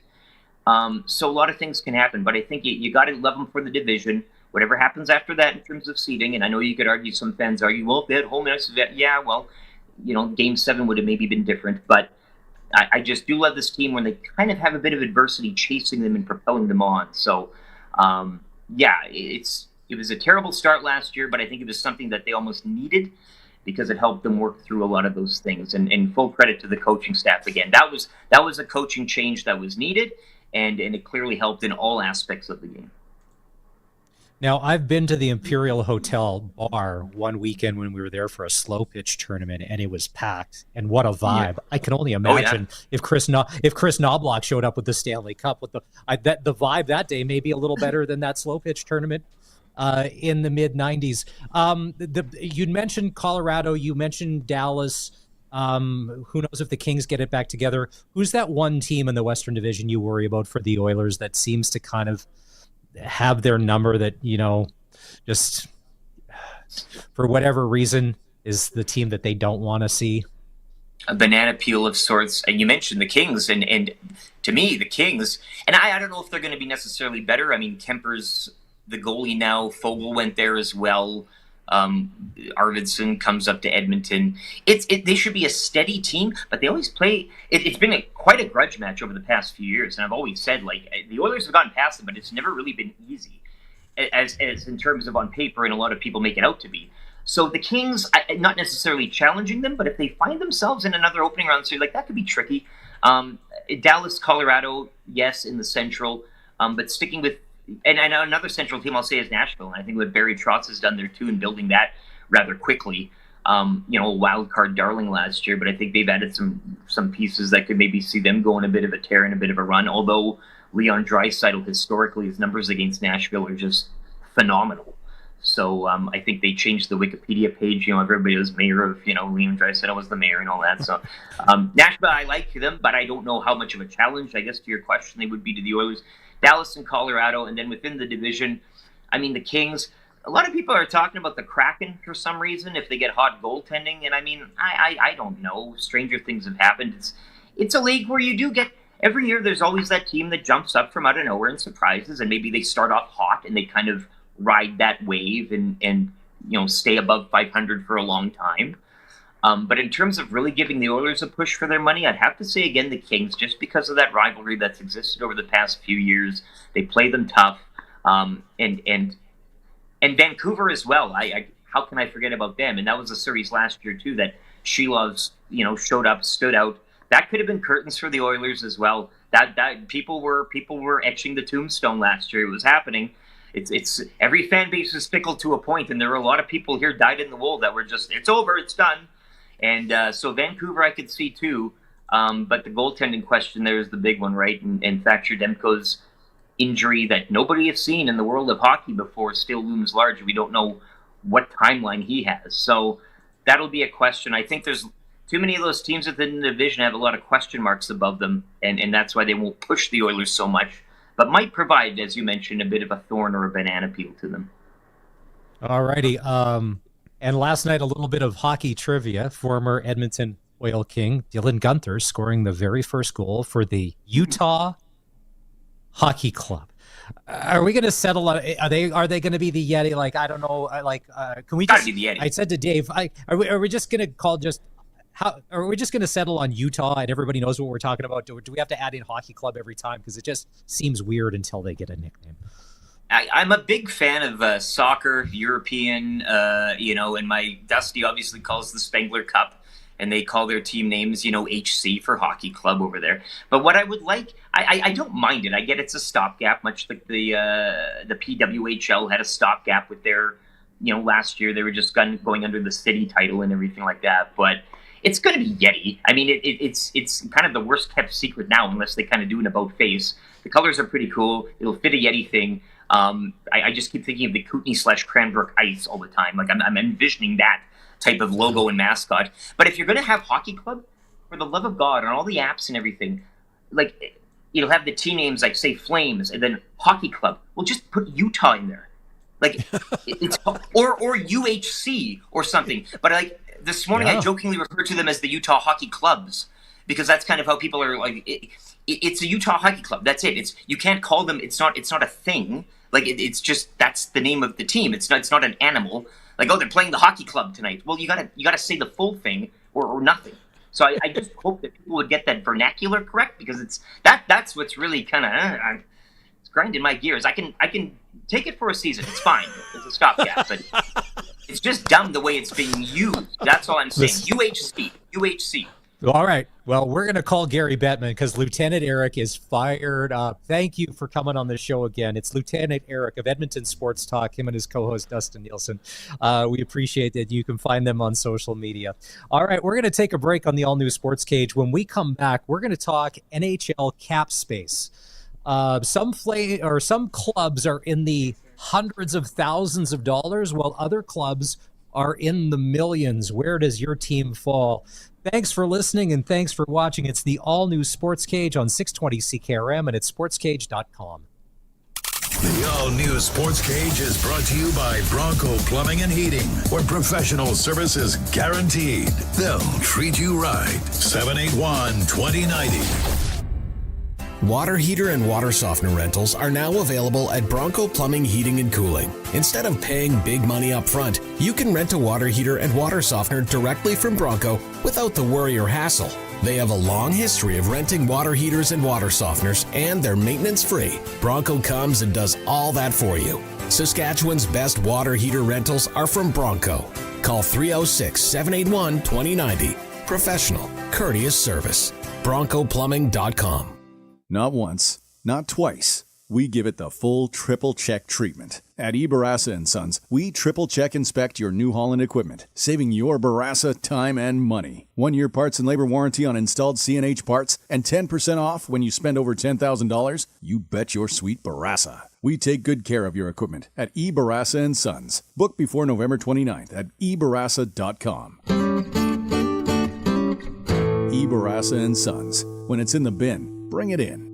Hey Rider Nation, this is Dave Thomas, voice of your Saskatchewan Roughriders. Listen to this. How does a 50-50 payday sound? Sounds like a win to me. Huddle up to riders5050.ca and you can purchase 50-50 tickets for every Rider game, home or away. You can even score quickly with the early bird prize. This week it's a trip to Viva Las Vegas and you'll be in for the massive weekly jackpots. Buy now at riders5050.ca and support amateur football in Saskatchewan. Sponsored by ISC. License LR 2426. Your Co-op Grow team are your local experts because we live here too. Our agronomic specialists stay up to date with the latest research and technology to help support your entire farm operation. Talk to our team for advice tailored to your farm's needs. We have recommendations to help you optimize your crop yield and quality while enhancing the health of your land. Co-op, we're all growing together. Here for your farm, here for your family. Learn more at coop.crs/farm. It's been a long day. I don't want to cook. Oh, I'm going to surprise the family with a pizza night. Oh, I'll be a hero. My family might actually pick me up in celebration and carry me around the kitchen, and they'll chant my name, and I'll be celebrated until the end of time when I... This isn't Western Pizza. I thought you loved us.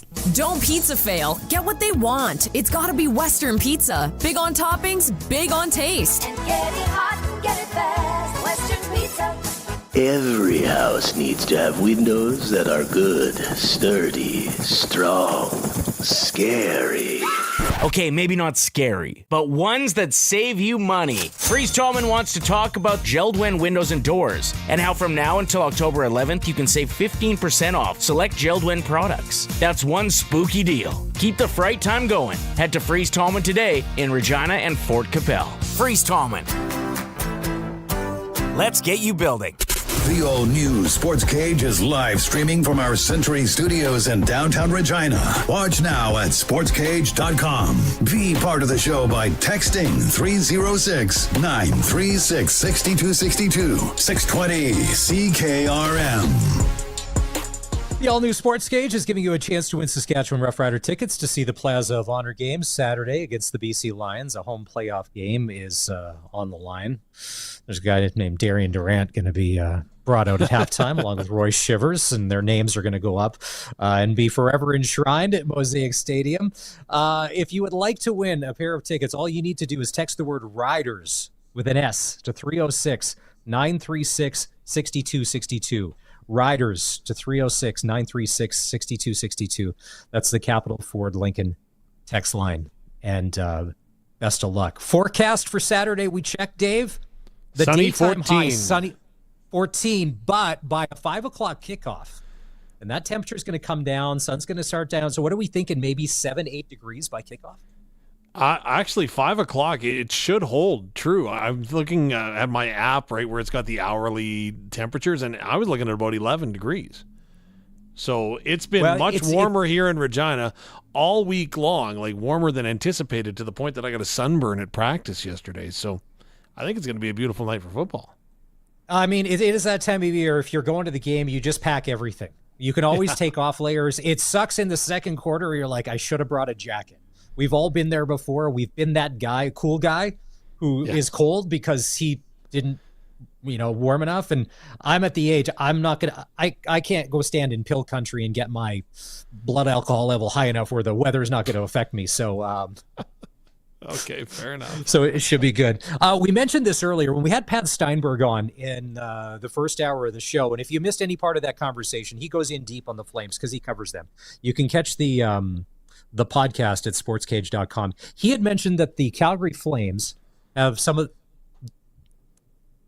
the largest amount of cap space of any team in the NHL, $18.6 million that they have to play with. And to your point, they can, if you're watching on the stream, they can entertain any offers.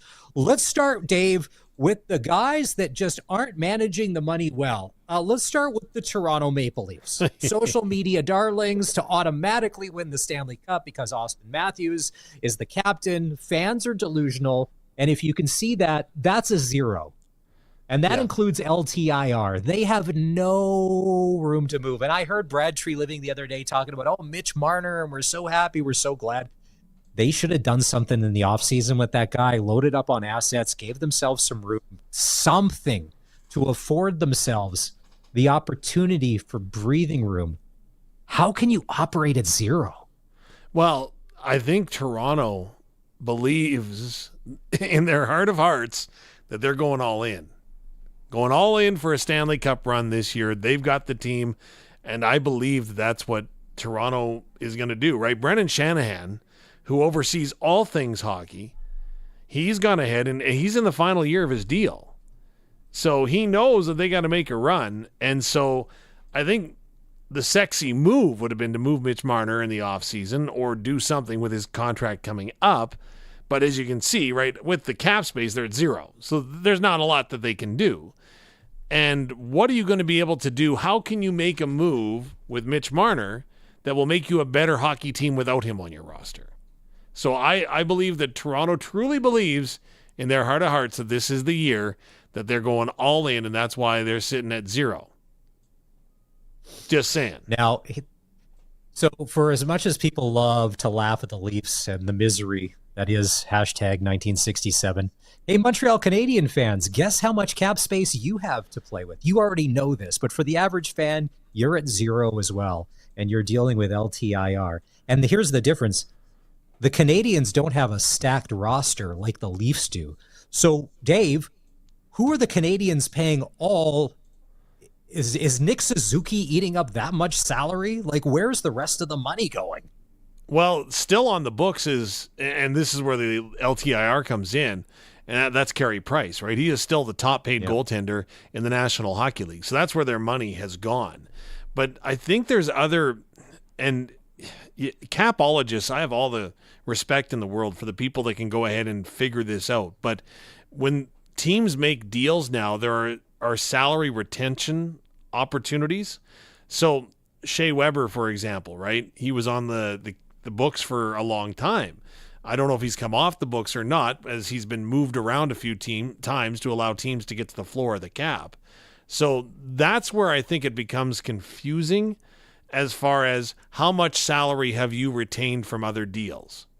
Or maybe you've retained some cap space for deals, right? Again, that's out there, and that's what makes it confusing. And that's why, to me, again, if you're watching this on X or YouTube today or just at sportscage.com, you can see where the Vegas Golden Knights have got just under $600,000 worth of cap room. Nice. Now, we all know that come the trade deadline, that's going to add up to about $20 million, maybe 15.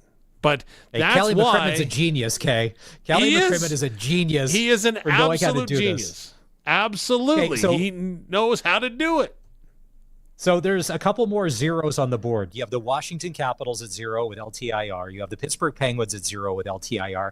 But do you want to know, out of all of this, the most impressive, and I thought this was a typo, the Carolina Hurricanes have $3, not $3,000, not $30,000. On the graphic that we have, they have $3 of cap space. Now, is that some smart aleck in accounting going to, well, Rod's not the... I don't know if I'd talk to Rod Brindamore if I was a nerd in the analytics department because he scares me. But to somebody somewhere be like, hey, guess what, boss? We got $3 wiggle room. for the that was Cappies like here. back in the day when we carried money and you could pull the change out of your pocket and you'd have exact change for what you needed, right? That's the exact same analysis right there. Rangers are $0 LTIR. And did you hear that Igor Shesterkin turned down $11 million a season, which would have made him the highest paid goalie in the NHL? So what is his agent? What are they going after? If he won't take 11, what's the number? And he wants it over 8 years, right? So yeah, that to me, that one's a mind-boggling one. Like, I would agree that he is top 3 in the league right now and should probably be paid accordingly. But being in New York State with all of those taxes and stuff like that, that doesn't play out. Like if he's in Florida or he's in Nevada, when it comes to cap space, the team with the most, and the NHL is giving them the exemption to get to the floor, and a lot of this had to do with the passing of Johnny Gaudreau. The Columbus Blue Jackets have the most space at $20.3 million. So they are going to be one of those teams, like you said, probably going to be taking on contracts throughout the season just to get money on the books, whether or not those players come along and play or not. Florida Panthers, man, I don't know if you saw any of that game last night, but the Florida Panthers are good again. Oh, yeah. That's a good hockey team. They got about $130K breathing room. And then they lock up Carter Verhaeghe yesterday? Yeah. For 8 years. And did you see, I saw it on Twitter, his story where he was cut multiple times. He ended up in the East Coast Hockey League and like basically written off for nothing, and then comes back, eventually wins a cup with Tampa Bay, and then they didn't have enough cap space to keep him and ends up in Florida, and just he has turned out to be. And then Sam Reinhart looked good last night, and Sam Bennett looked like a killer. And if you're the Boston Bruins, you should have just given that money to Swayman, because Jonas Korpisalo is not going to be the answers to your prayers when it comes to goaltending or whatever. Get Swayman in as fast as you can. Well, you know, I look at that, and the one thing that I look at when I'm observing the Florida Panthers is I feel bad for Calgary. Like, you know, Sam Bennett, Kachuk, the list goes on. It's like, oh. But remember at the time, Bill Zito, it was a huge dummy, and he got fleeced by Brad Treliving. Oh, he did, yeah. They got Huberdeau and Kachuk and everybody. All of the hockey insiders and the experts, all of these guys inside, everybody was all over Bill Zito because he got taken to the cleaners and this was a horrible deal and how could you do this? And Bill didn't come out, didn't say anything, and obviously he had a plan, and the plan worked perfectly last year, obviously, because there's a Stanley Cup that they're never going to be able to take away now. Maybe he saw, obviously he saw something that no one else did, to be like, we can live without Huberdeau.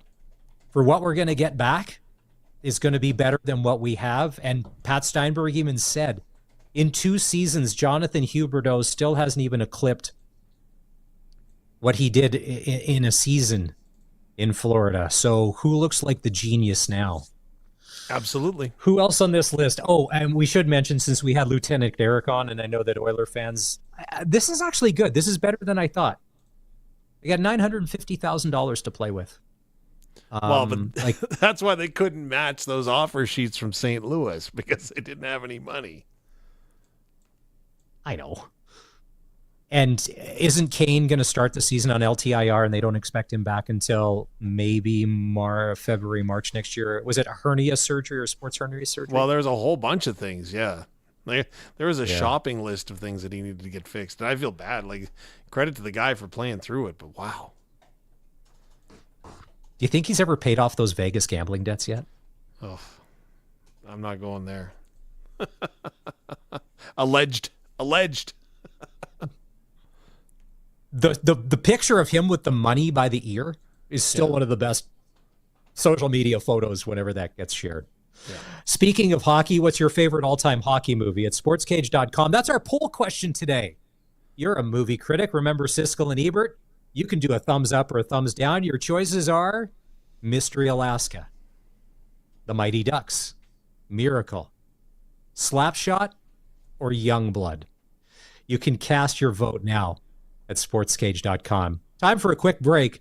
Dante DeCaria will join us just after 5. The Everett Silvertips are in town, and tonight, Landon DuPont, who has exceptional status in the Western Hockey League this season, will be suited up for the Silver Tips at the Brand Center, and we'll catch up with Dante and find out about this young man and we're only a few games into the season and the things he's already doing. Stick close. It's the all-new Sportscage on 620 CKRM. When it comes to duct cleaning, call Bronco Plumbing, Heating, and Cooling. They'll clean out the dust and debris that builds up over the summer. When you need protection, they offer a monthly plan for homeowners to get regular service done on their AC and furnace, as well as plumbing. And when it comes to furnace servicing, it's never too early to get that done too. Bronco will service your furnace and have you ready to go before winter hits. Consider it today, so you can rest easy tomorrow. Learn more at broncoplumbing.com. You know something? It's like selling a six-pack with only 5 beers in it. Wood Country Woody here, reminding you that unlike some other places, Wood Country Garage Packages contains everything you need, right from the start, including appearance-grade lumber, all your nails and screws, and walk-in doors with cladded jambs. Building a garage? It's one and done with Wood Country. Your home is your castle. In McLean, Estevan, and Tisdale. Shop online.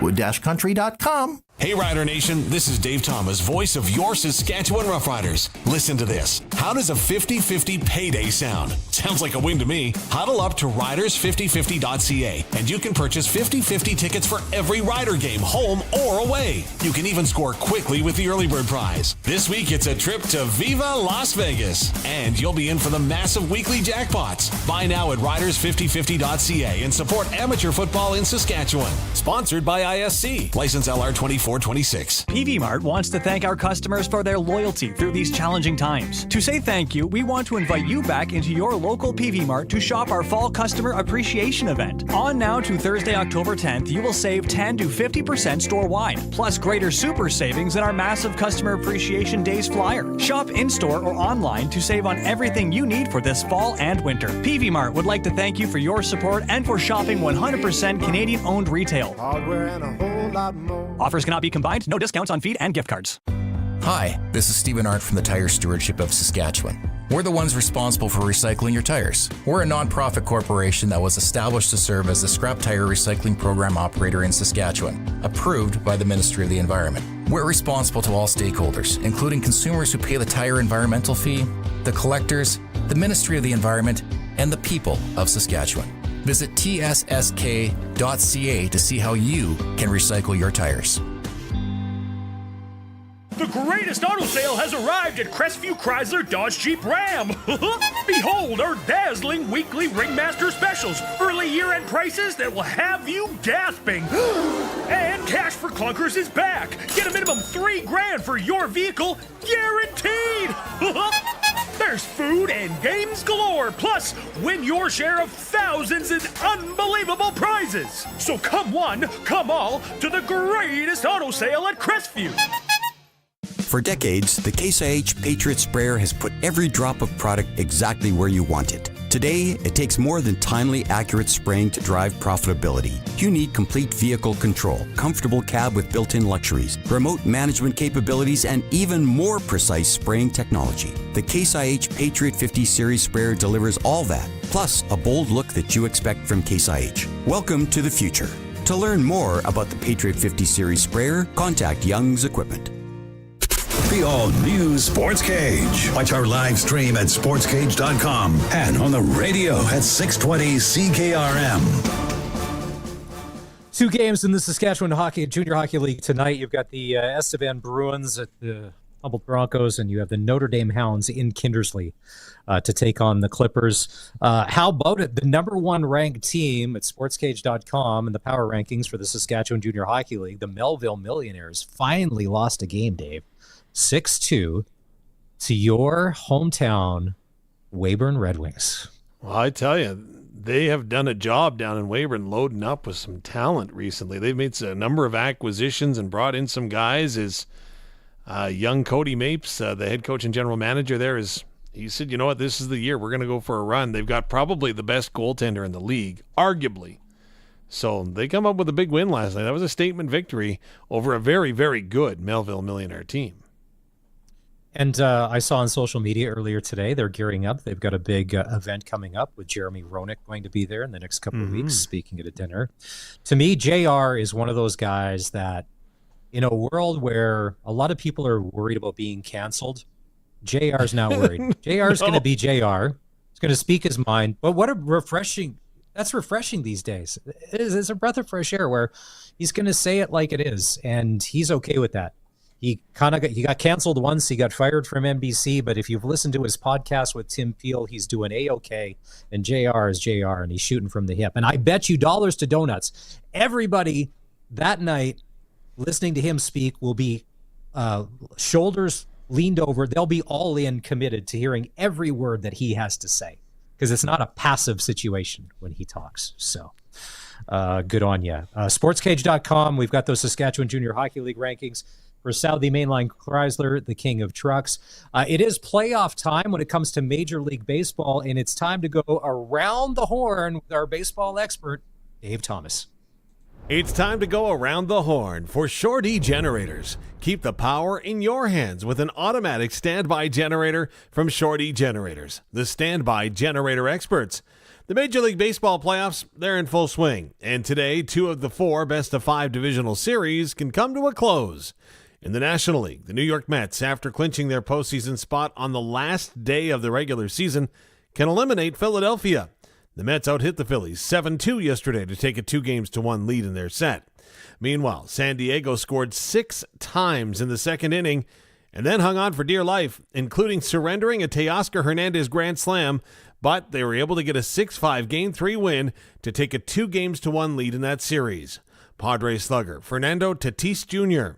Man, when you play baseball like this in the postseason, you get all those memory backs, and you just feel grateful where you at, and just embracing every single moment, and definitely not taking for granted. In the American League, Kansas City and the Yankees will meet for Game 3 in their series later today. That set is even at a win apiece after the Royals' 4-2 win on Monday. Salvador Perez hit a homer in that win for the Royals. I don't want to call myself out because I know how hard it is to make it to the playoff, And that's why I like to enjoy every moment, because you never know when you're going to go back again. The other series has Cleveland in Detroit with their best-of-5 divisional series knotted at a win apiece.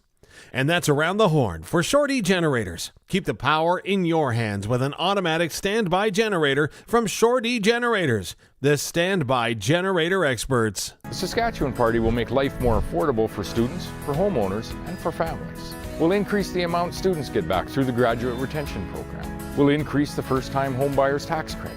We'll create a home renovation tax credit, and we will increase the active families benefit for children's activities. We'll also reduce your income tax and keep home heating exempt from the Trudeau NDP carbon tax. The Saskatchewan Party, making life more affordable for Saskatchewan people. Authorized by the financial agents for all provincial Saskatchewan Party candidates.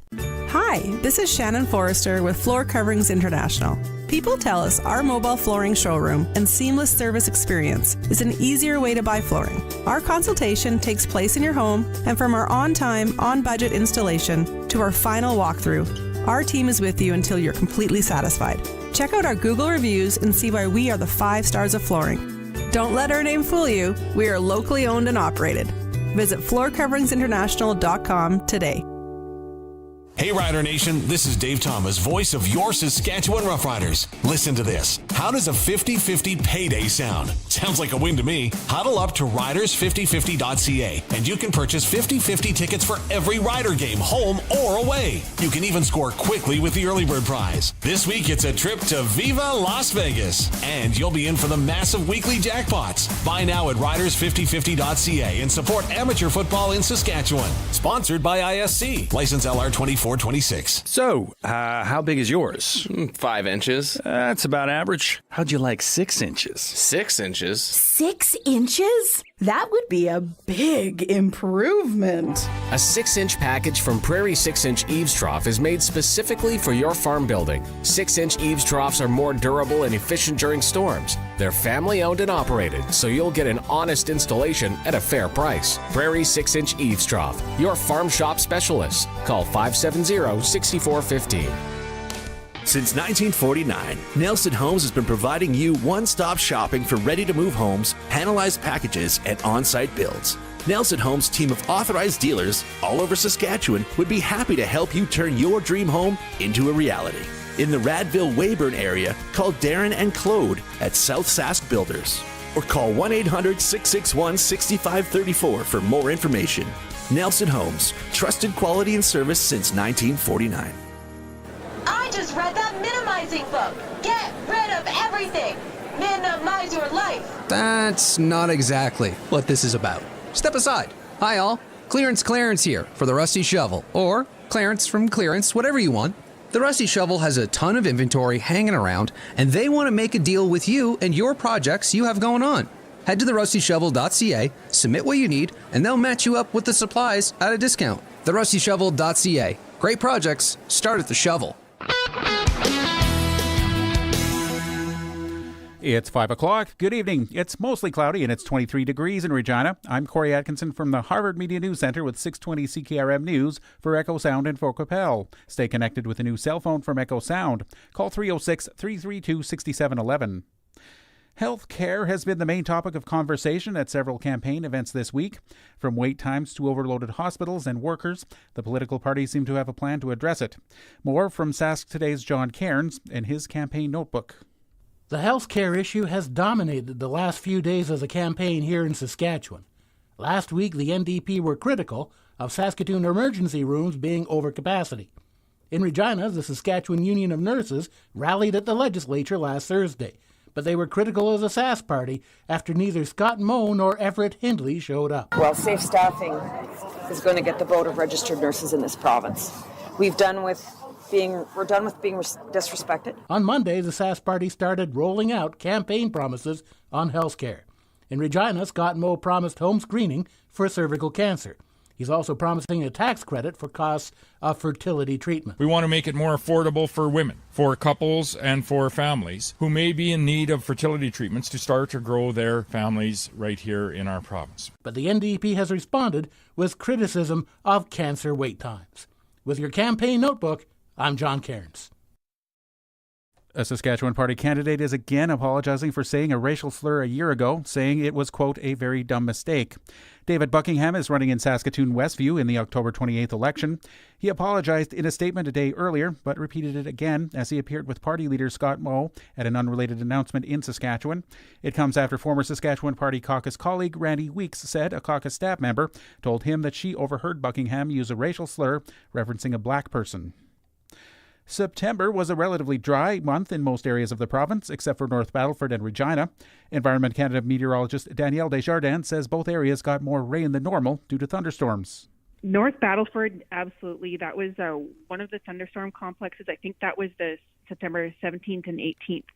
Regina, don't remember what day it was, but it would have been a thunderstorm type system tracking through. You know, those thunderstorms, they can produce a lot of precipitation in a short period of time.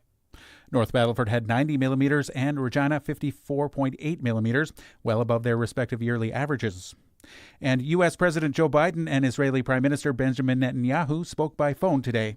President Biden and Israeli Prime Minister Benjamin Netanyahu spoke for 30 minutes by phone Thursday. White House Press Secretary Karine Jean-Pierre on their call. It was 30 minutes long. It was direct. It was productive. Jean-Pierre wouldn't give specific details about what the two leaders spoke about in their first phone call since late August. She did note that the U.S. and Israeli governments have been in close contact since Iran's attack on Israel last week. Those discussions continued with the president and the prime minister. Karen Travers, ABC News, the White House. That's your 620 CKRM News. Read more stories from around your community and around the province at sasktoday.ca and 620ckrm.com. Your weather is next. Hi, Sean here from the Rusty Shovel. We carry a lot of inventory with a warehouse and yard full of it. Sometimes we order too much or what have you, and we need to clear it out to make room for new product. That's why we have the Rusty Shovel clearance section. To be able to match people with projects with our product we need to get rid of at a discount. Head to therustyshovel.ca, submit your info, and we'll get you some discounted product options for your project. Help us clear inventory out and you can save some money. Make a deal today. Great projects start at the shovel. You are my sunshine, my only sunshine. You make me happy when... Uh-oh. There are some things that can get spoiled. A sunny day, maybe. Aw, and no umbrella or anything. And then there's Echo Sound, your SaskTel authorized dealer, where they have all the top-of-the-line smartphones with all the latest features. With such a wide selection and so many great plans, nothing can spoil it. Yay, rain! Echo Sound, your SaskTel authorized dealer in Fort Capel. EchoSound.ca.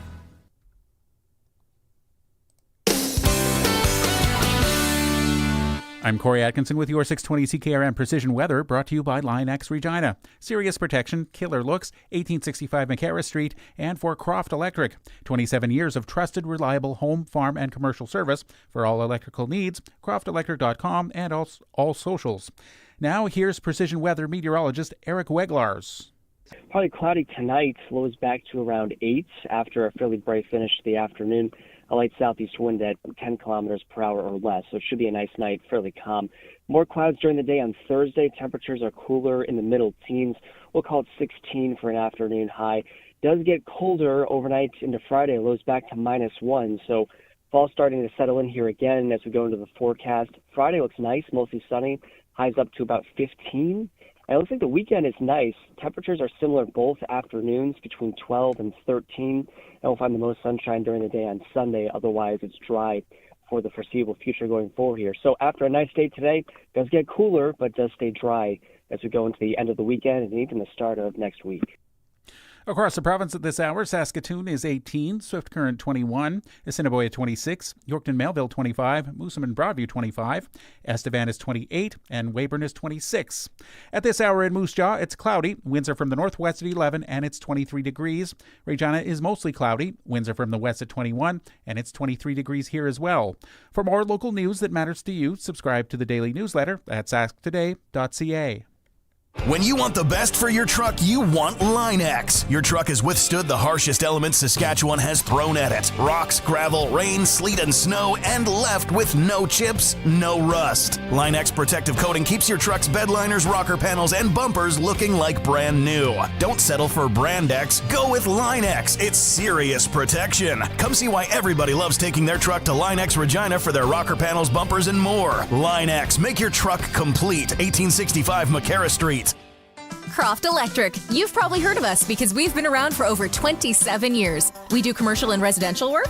Yes. We do permanent holiday lighting? Yes. We do cabins? Yes. And farms? Yes and yes. We're an authorized Generac generator dealer. We are a full-service electrical company with the experience and the people to service all of your electrical needs. We are Croft Electric. We will be here when you need us. Do it right, do it once. Follow us on all social and call 306-586-1333 to book.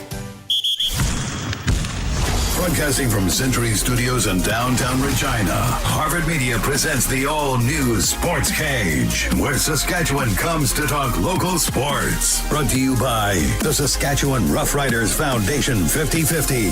Visit www.riders5050.ca to purchase your tickets for this week's game. Be a part of the show. Call 1-866-767-0620 or text 306-936-6262. The all-new Sportscage. Streaming at sportscage.com and on the radio at 620 CKRM. A home playoff game is on the line Saturday at Mosaic Stadium. It's also the Plaza of Honor game as Darian Duran and Roy Shivers are being inducted tomorrow night. Your Saskatchewan Roughriders are going to take on the BC Lions. Our countdown to kickoff here on 620 CKRM will start at 2 o'clock. You can also watch our live stream at sportscage.com. And if you would like to go to the game, we have tickets to give away. Text the word RIDERS with an S, 306-936-6262. Did you see that somebody texted in a picture of, we were talking about Las Vegas earlier, a Las Vegas Posse jacket. Now that is some classic CFL gear. That's Matt Young. Yeah, absolutely. Yeah. That's good. That's going back a ways, which in all respect. And if you don't remember, if you're a young CFL fan, that's where a guy, this young up and coming buck of a quarterback named Anthony Calvillo, got his start. And I remember it was on a Saturday night, and I remember being at a house party in Moose Jaw, and the game happened to be on TV, and the Riders ended up losing to the Las Vegas Posse. And Anthony Calvillo, like, how much worse can it get? We're losing to these expansion teams. And it was Anthony Calvillo that was the quarterback of the team that night. See, and I think that he has a collection of vintage CFL American team swag. if you know what I mean. I think that he's got Sacramento Gold Miners. Yes. Probably has something from Baltimore when they were the CFLers. David Archer from the Sacramento Gold Miners. He had our number as well. And then Matt Dunnigan, when he played for the Birmingham Barracudas. Oh, yeah. He always, so if you want to win a pair of tickets, Riders, 306-936-6262, Capital Ford Lincoln text line. Tonight at the Brandt Center, the 5-1 Everett Silvertips will be in town. They're tops in the West Division of the Western Hockey League, and one of the players on their roster is Landon DuPont, son of Mickey, who had a great Western Hockey League career. He has exceptional status in the Western Hockey League. And tonight, he'll have the call of the game right here on the mighty 620 CKRM. Dante DeCaria, the Regina Pats. Now, you got a chance to see a lot of exceptional players and status among the Bedard years. What are you most looking forward to about tonight and Landon DuPont once he hits the ice?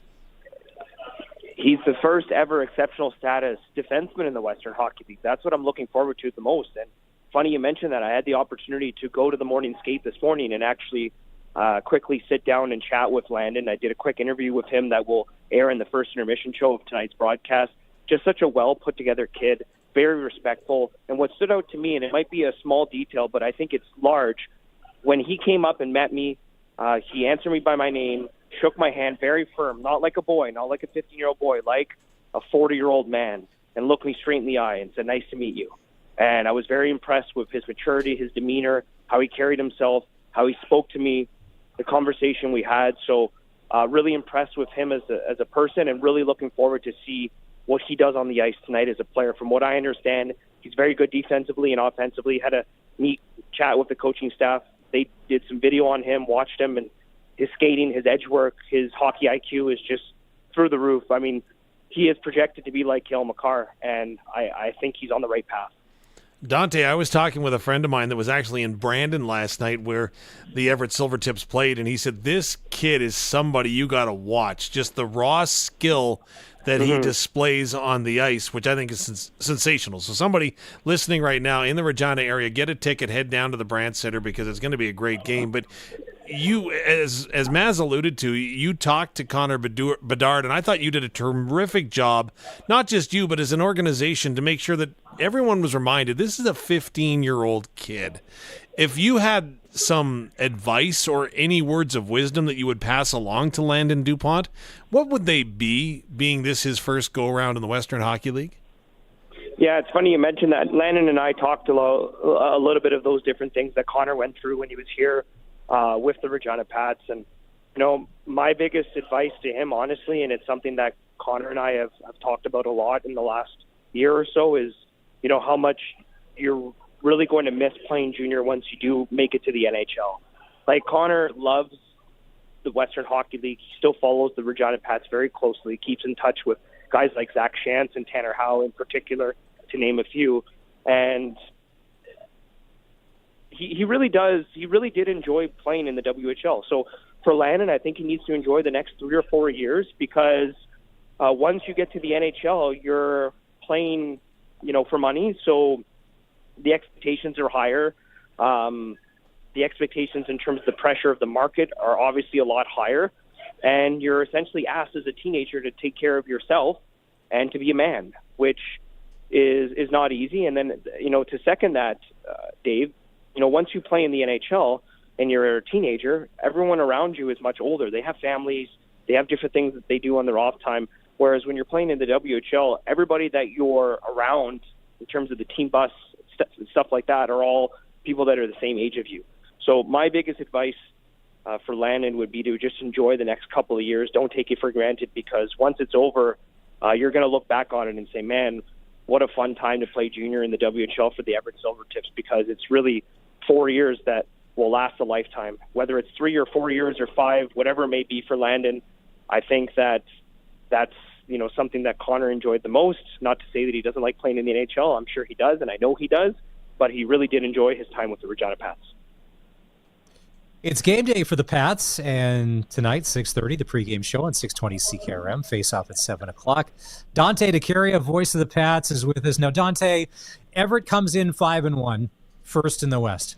Pats, middle of the pack in the East Division, we're 3-2. But here's the thing that stands out. We haven't scored a ton of goals, but our power play seems to be clicking.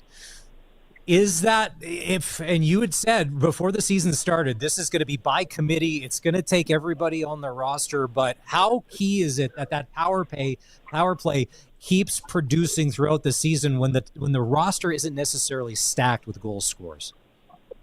Yeah, I've actually been really impressed with how the team has played defensively, and the goaltending has also been solid as well. You look at Kelton Pine's numbers, a .920 save percentage so far this season, and you're right, Maz. I mean, you look at the roster up and down, and it's going to have to be scoring by committee. You're going to have to look to different faces, different heroes every single night. Look at Corbin Allman, who scored the shootout winner last weekend, and as well as a goal in the third period.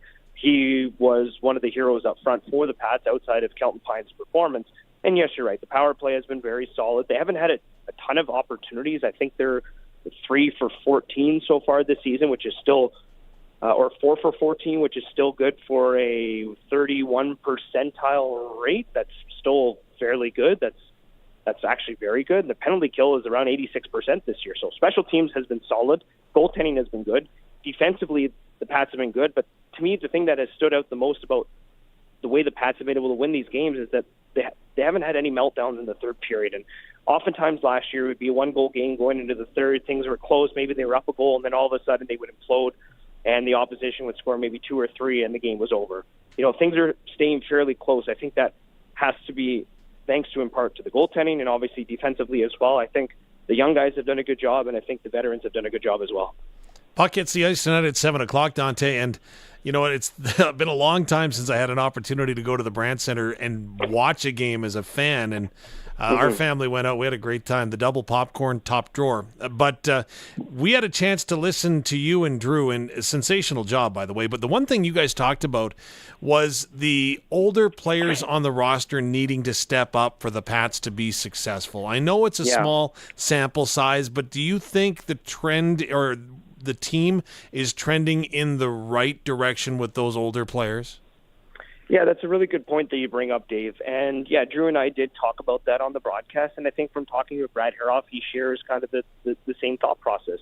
And you're right, the older players have to be your best players. There are some players on this team that have now been here for a year, and they're asked to step it up. And I know Tanner Howe's out of the lineup with an injury, so you're going to have to look to guys like Jackson Vaughn, who's not got on the score sheet with a goal just yet. How about Zach Moore? He's played in 5 games this year, hasn't recorded a goal. Cole Temple hasn't scored just yet. Sam Maremba has just 1 goal. So those guys have to step it up because Tanner Howe's not there to carry the load offensively. Braxton Whitehead hasn't scored a goal just yet. So those guys have to be asked to carry the load offensively. So those veteran players need to lead not only by example, but they also have to lead in terms of the staff department as well. They need to find ways to contribute offensively because you're taking on an Everett Silvertips team this year that's leading the league in goals, averaging close to 5 per game. Meanwhile, the Regina Pats are only averaging 2.5 per game right now. So they need to find different ways to score. They're getting chances to score. Their shot count has been in the 30 mark, which is good. The goaltending has been solid, but if they're able to get to that 4 or 5 goal mark, then they'll have a chance to win more nights than not. And last year, it's quite actually interesting. I was able to pull a stat together that actually, when the Pats score 4 or more goals, they were close to undefeated or had a 90% winning percentage last year. And obviously, there's only been 5 games this year, and the Pats have only scored 4 goals once. But I think the same goes for this year as well. If you get to that 4 goal mark, which to me is that sweet spot, you're probably going to win more times than not. That's a good point. And you got them, the Everett Silvertips coming off a game last night in Brandon. You've got bus legs, if that's even still a thing. Everybody's in really good shape nowadays, so I don't even know. And there's Wi-Fi on the bus, and you got your cell phone, and probably a really good sleeping bag and a neck pillow. So maybe that doesn't exist anymore.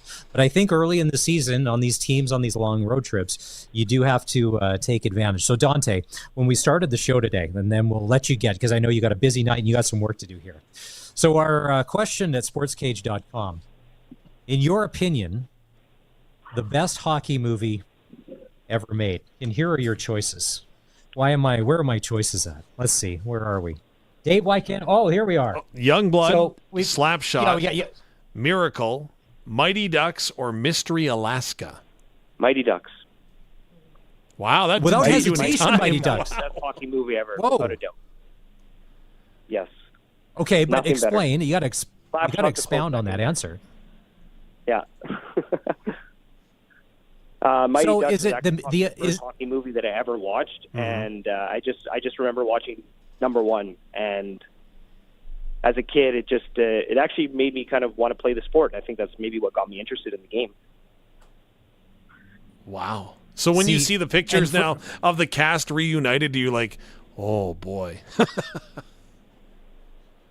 You know, I think the early movies are better than the ones that they've produced more recently. Yeah. I'm not a huge movie guy. I think if you'd asked me my favorite baseball movies, I would have had more options, although I think I still would have stuck with Moneyball. But Moneyball's the best. Yeah. So good. So good. Now, here's the thing, Dante, being a little older than you, when the Mighty Ducks came out, Emilio Estevez, who was super popular because he was part of the Brat Pack, like he was riding high. This was almost like at the time, a step down in the Emilio Estevez kind of like trajectory of like, he's the best actor we've ever seen. He's generational talent. He is the next Jack Nicholson. So it didn't play that way. And all right, it's Mighty Ducks. All right, so 6:30 pregame show, 6:20 CKRM. It's Regina Pats hockey for Bennett Dunlop Ford. 7 o'clock play-by-play. It's just one of 4 games, 4 other games in the Western Hockey League tonight. You got the Red Deer Rebels taking on the Medicine Hat Tigers, the Spokane Chiefs at the Prince Albert Raiders, the Calgary Hitmen at the Swift Current Broncos, and the Portland Winterhawks at the Prince George Cougars. And don't forget, it is a busy weekend for the Pats as well. Friday, they're going to be in Swift Current, and then at home on Sunday to the Spokane Chiefs. And if you're planning on taking the family to the game, the new weekend start times will be 2 o'clock on Sunday afternoons, and that means the pregame show on 620 CKRM will start at 1:30. Time to take a break, and when we come back, we got to check in. It's almost time for some Friday Night Lights action with some high school football. We'll get to that in just a bit on the home of the Saskatchewan Roughriders, 620 CKRM.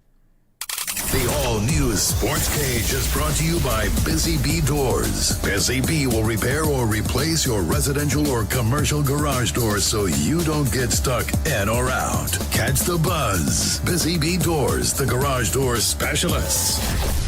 See them rise. Partial breakaway, right side stops, waits, he scores! Bennett Dunlop Ford. Regina Pats hockey is back on your official voice for the Pats. 620 CKRM. Tune in to Puck Drop tonight at 7 when the Regina Pats host Landon DuPont and the Everett Silvertips at the Brandt Center.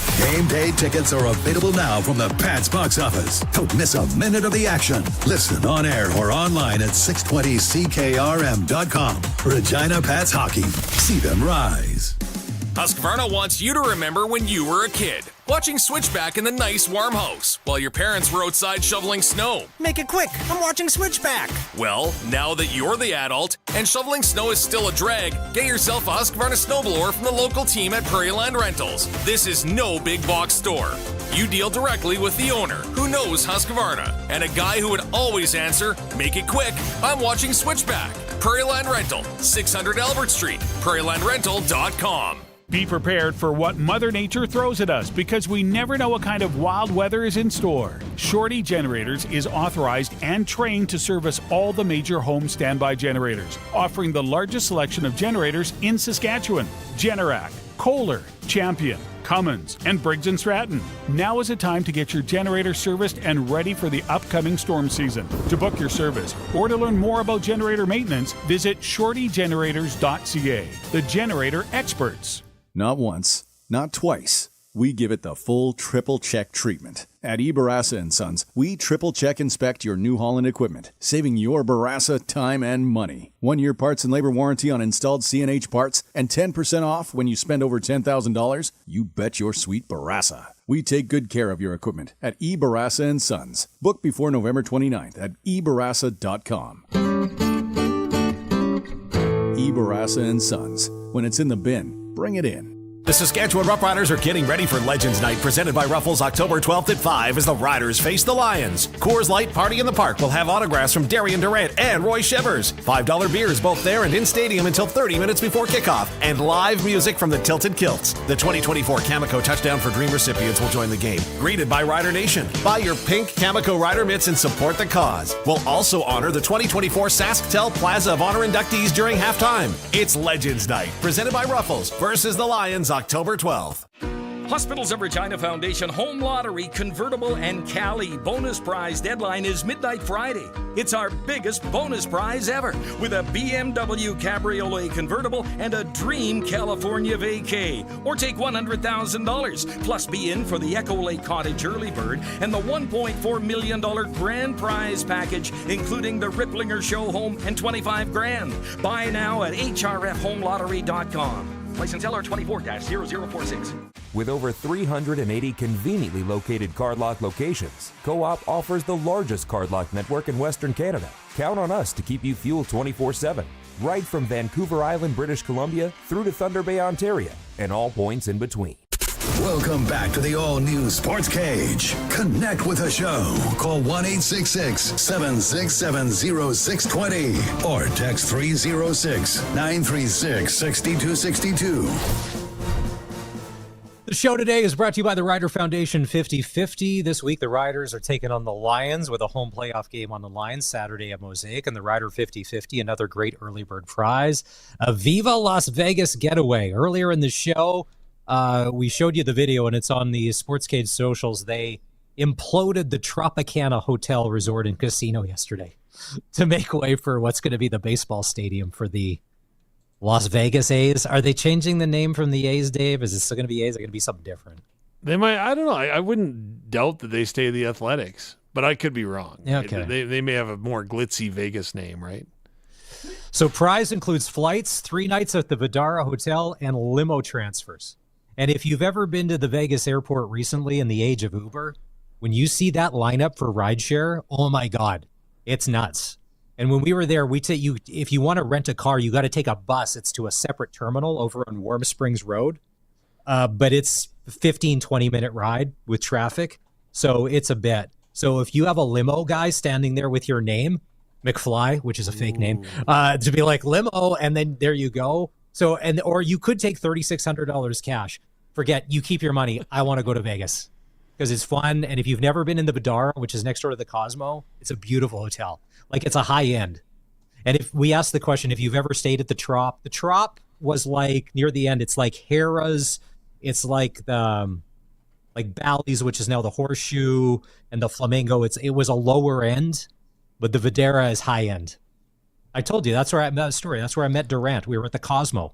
We were at the Cosmo at the same time. We were not together. We were there separately, but I remember being in there seeing Eric Church, and I'm like, wonder what a room goes for here. Anyways, if you want to buy a ticket, tomorrow at 5 is the deadline, riders5050.ca. Dave, as you were a junior football player, as I wasn't, we're kind of in borrowed time now as we're getting closer to mid-October, where we've had a really good fall, and we haven't had that one crazy intermittent snowstorm in September or October where I always felt bad for anybody that played high school sports to be like, sucks to be you out practicing in the snow today. So we've got our fingers crossed. That's not going to happen. There's some Friday Night Lights, Thursday action tomorrow for Regina Motor Products. You've got Clavette at Davidson in 6-man. You've got Assiniboia at Watrous, Southey at Wynyard, and Esterhazy is at Yorkton Sacred Heart. That's 9-man tomorrow. And then you've got some Regina High School football, one game tomorrow. The F.W. Johnson Wildcats, they're 5-0, by the way, taking on the Miller Marauders. Balfour Bears taking on Martin Luther Kings at 5:15 and Mosaic. Yeah, Johnson Wildcats are 5-0 and the Miller Marauders are 4-0, so they are tops in Regina minor football. South Rural League, Moose Jaw Peacock is at Balgony. That'll be tomorrow night at Leibel Field at 7 o'clock. Now, if there's a game that's coming up this weekend that we haven't mentioned yet for Friday Night Lights, hi@sportscage.com. Send us an email Friday afternoon, 4:30. Barney, make a big deal about it. Did you see yesterday where Troy Aikman posted that his daughters, who are early 20s, told their dad, who was doing the Kansas City Chief game last night, not to say anything stupid about Taylor Swift and not to get the Swifties after him.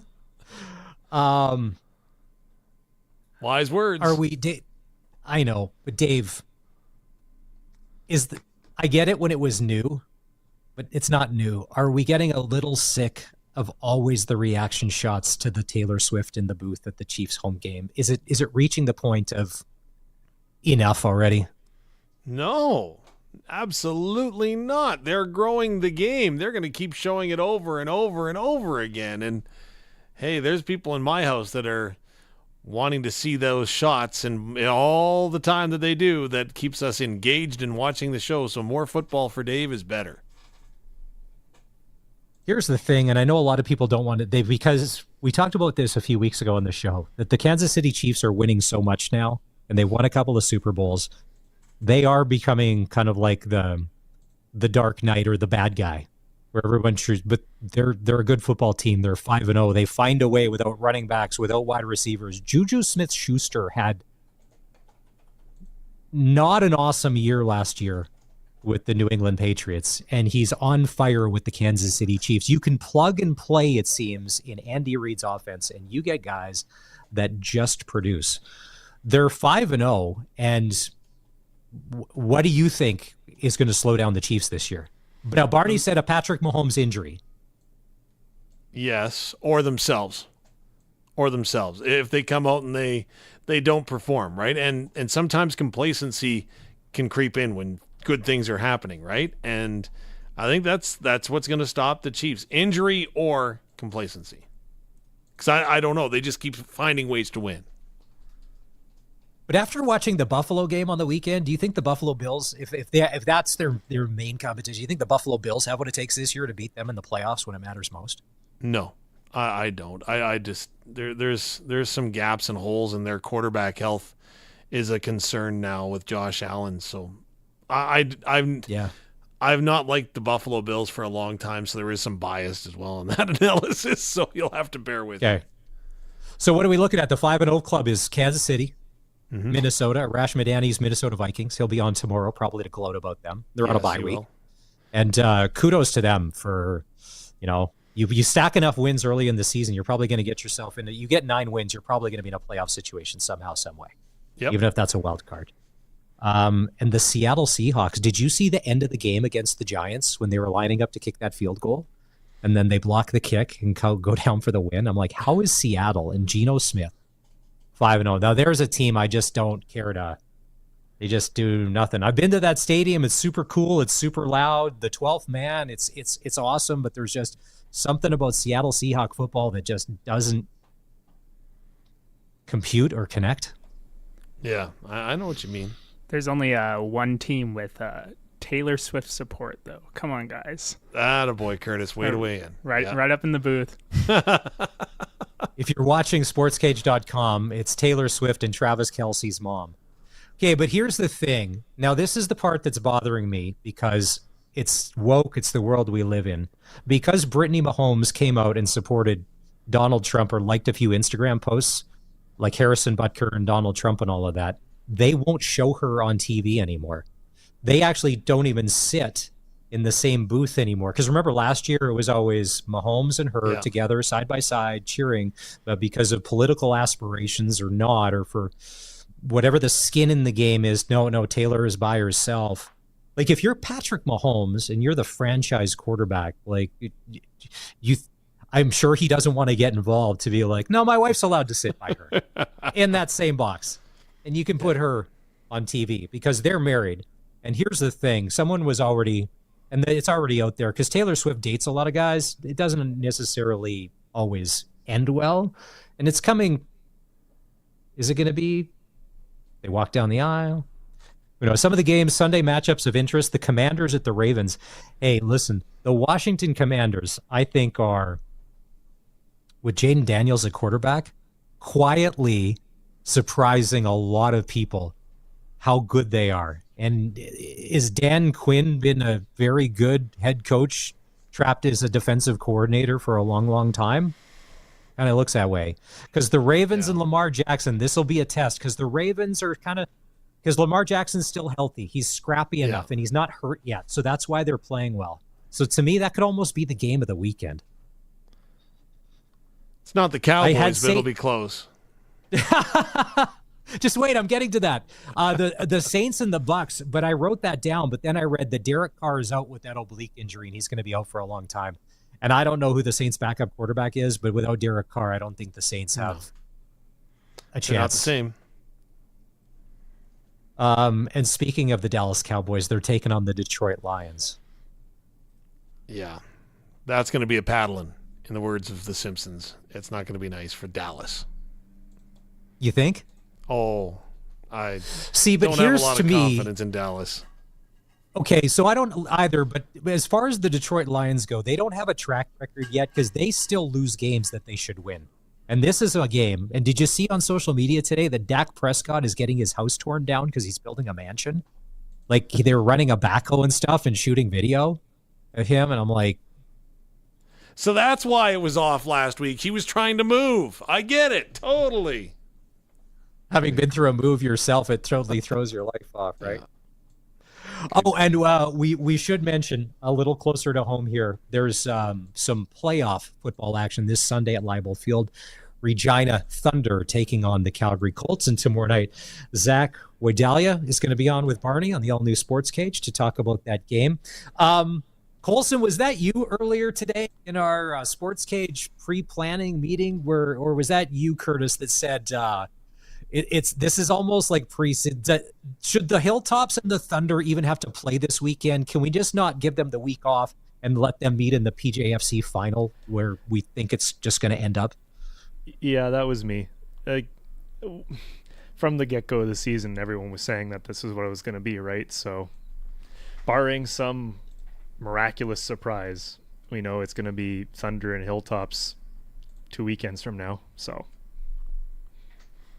and I know that the coaches would say all the right things, that we're not going to look past anybody and everybody, and we got to play a good game. But just if the predictor of future behavior is the past, there's a good chance that Edmonton and Calgary don't win against Saskatoon or Regina this weekend, and it could be wasted. In this economy, you're going to drive all this way for that, to see that. So, and here's the thing. It's one thing to beat a team twice in a year, but 3 times in the season, and if the Thunder and the Hilltops do meet again, that will be the 3rd time this year, and the only losses have come against the Saskatoon Hilltops. So what are the 100%. Chances that 100%? The odds have got to go back in your favor. If you want tickets to the game at Leibel Field, all you need to do is just shoot us a text. Capital Ford Lincoln text line, 306-936-6262. Colson will round up your name and contact you and get in touch with some tickets. And thanks to those guys for helping out our Sportscage fans, taking a little football. Should be some decent weather this weekend at Leibel Field. Time for another break here on the all-new Sportscage. When we come back, although the NHL kicked off its regular season in Europe last week, that really didn't count. They kind of got things going last night, but tonight there are 6 Canadian NHL teams in action. We'll run those down next. It's the Sportscage on 620 CKRM.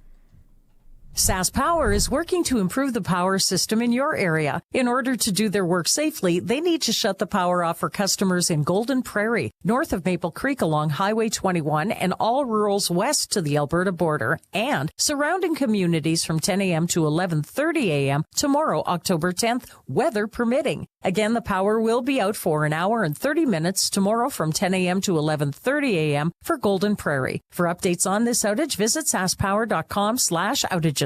Local communities are at the heart of what we do. Last year, more than 200,000 Saskatchewan people reached out for help through United Way's 211 service. When our friends and neighbors struggle, communities struggle. With your support, we can answer the call and connect to hope and help. Each of us have the ability to be there for our neighbors. Show your local love by donating today. Visit UnitedWayRegina.ca and change lives today. Change begins with support.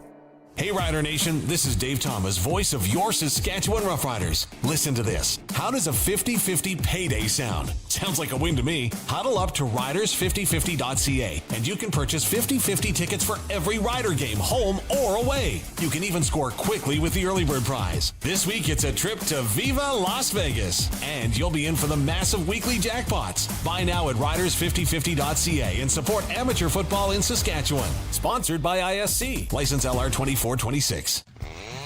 He's at it again. Matt's sharpening his pencil to save you big money at Matt's Furniture. From now until October 30th, save more with the Autumn Sweet Savings Event. Buy any 2 qualifying Whirlpool or Maytag kitchen appliances, like the Maytag Smart Electric Range with indoor grill, just $16.99, and save an extra $150. Buy 3 or more qualifying Whirlpool or Maytag appliances, and save an extra $300. Matt's Furniture in Fort Capel, Kamsack, Melville, and Foam Lake, or online at mattsfurniture.ca. The government just asked us to save the world. They'll do it. They've made a few requests, so they want you to bring back floppy disks, pet rocks, and they all want Glassers TV, your SaskTel authorized dealer. Well, that last one we can do. You don't want to miss a thing. That's why at Glassers TV, your SaskTel authorized dealer, they have so much to offer, like SaskTel wireless internet. Contact Glassers TV, your SaskTel authorized dealer in Moosomin today. Your Regina Pats are back at the Brandt Center, and October is packed with epic matchups, events, and giveaways. Watch the Pats face off against Landon DuPont and the Silver Tips on October 9th, and you could receive one of 500 Pats collectible stadium cups. Join us for Future Stars Night on October 13th, or other theme nights including Hockey is for Everyone, Halloween, and more. Check out the full promotional lineup and get your tickets at reginapats.com. Go, Pats, go! Ensure your machinery is field ready with RME's Red Seal inspection program. Book early for huge savings off inspection rates on select New Holland and Case IH equipment, and an additional 10% off parts and service resulting from inspection. Schedule today with RME. Conditions apply. Rocky Mountain Equipment. Right by you. Anytime you see something our listeners should know about, call or text us. 306-936-6262. Driven by Capital Ford Lincoln, Saskatchewan's #1 Ford retailer. CapitalFordLincoln.com on 620 CKRM. The all-new Sportscage continues. You can watch our live stream at sportscage.com and always on the radio. Saskatchewan's voice for local sports, 620 CKRM. Our poll question today, what is the best hockey movie of all time? Dave, some of these answers from our guests today have shocked me. I would have thought, there's no way in the world that I would have thought that The Mighty Ducks is leading what we're doing here as far as best hockey movie of all time, given some of the choices you have to choose from.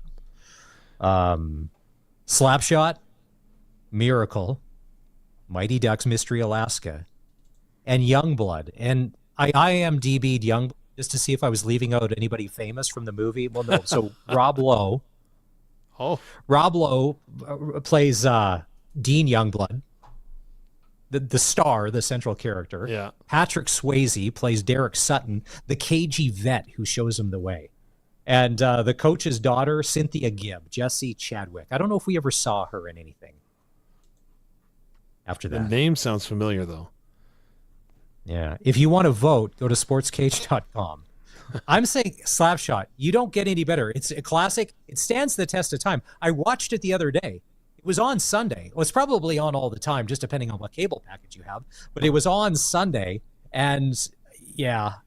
But did you get the TV version or did you get the movie version? Because there's two different versions that are entirely different. No. For whatever, this was uncut. It was it was the real. Fair enough. The real one. I love it. He's banging his head on the boards. I'm going to end up at the Chrysler plant. I'm going to end up at that. And it's funny. And they're doing the fashion show from Moose Jaw, Saskatchewan. Yeah. like you can't. It's classic. I'm voting for that twice. I know that it's election time and you're not allowed to cast two ballots. That's illegal in a lot of places. But I'm voting for Slapshot twice. Do you get better? Do we have it handy? So the other on what was it, back on Monday, Barney was interviewing Mark Mueller, offensive coordinator of the Saskatchewan Roughriders, and they were talking about Reg Dunlop in his leather jacket. Yeah. And so Colson or Curtis, if you can put it up. I'll get it to Curtis. Yeah, I don't know if Mueller's watching, but we got to be careful because the way the offense for the Riders works is this could become a shirt.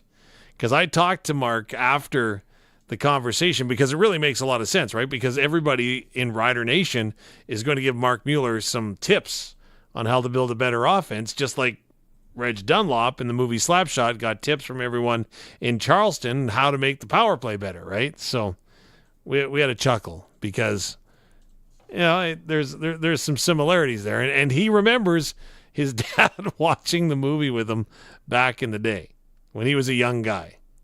And it's so funny, like parenting, because you had said you're watching it with your kids. Where back when we were growing up, you would watch. Yeah.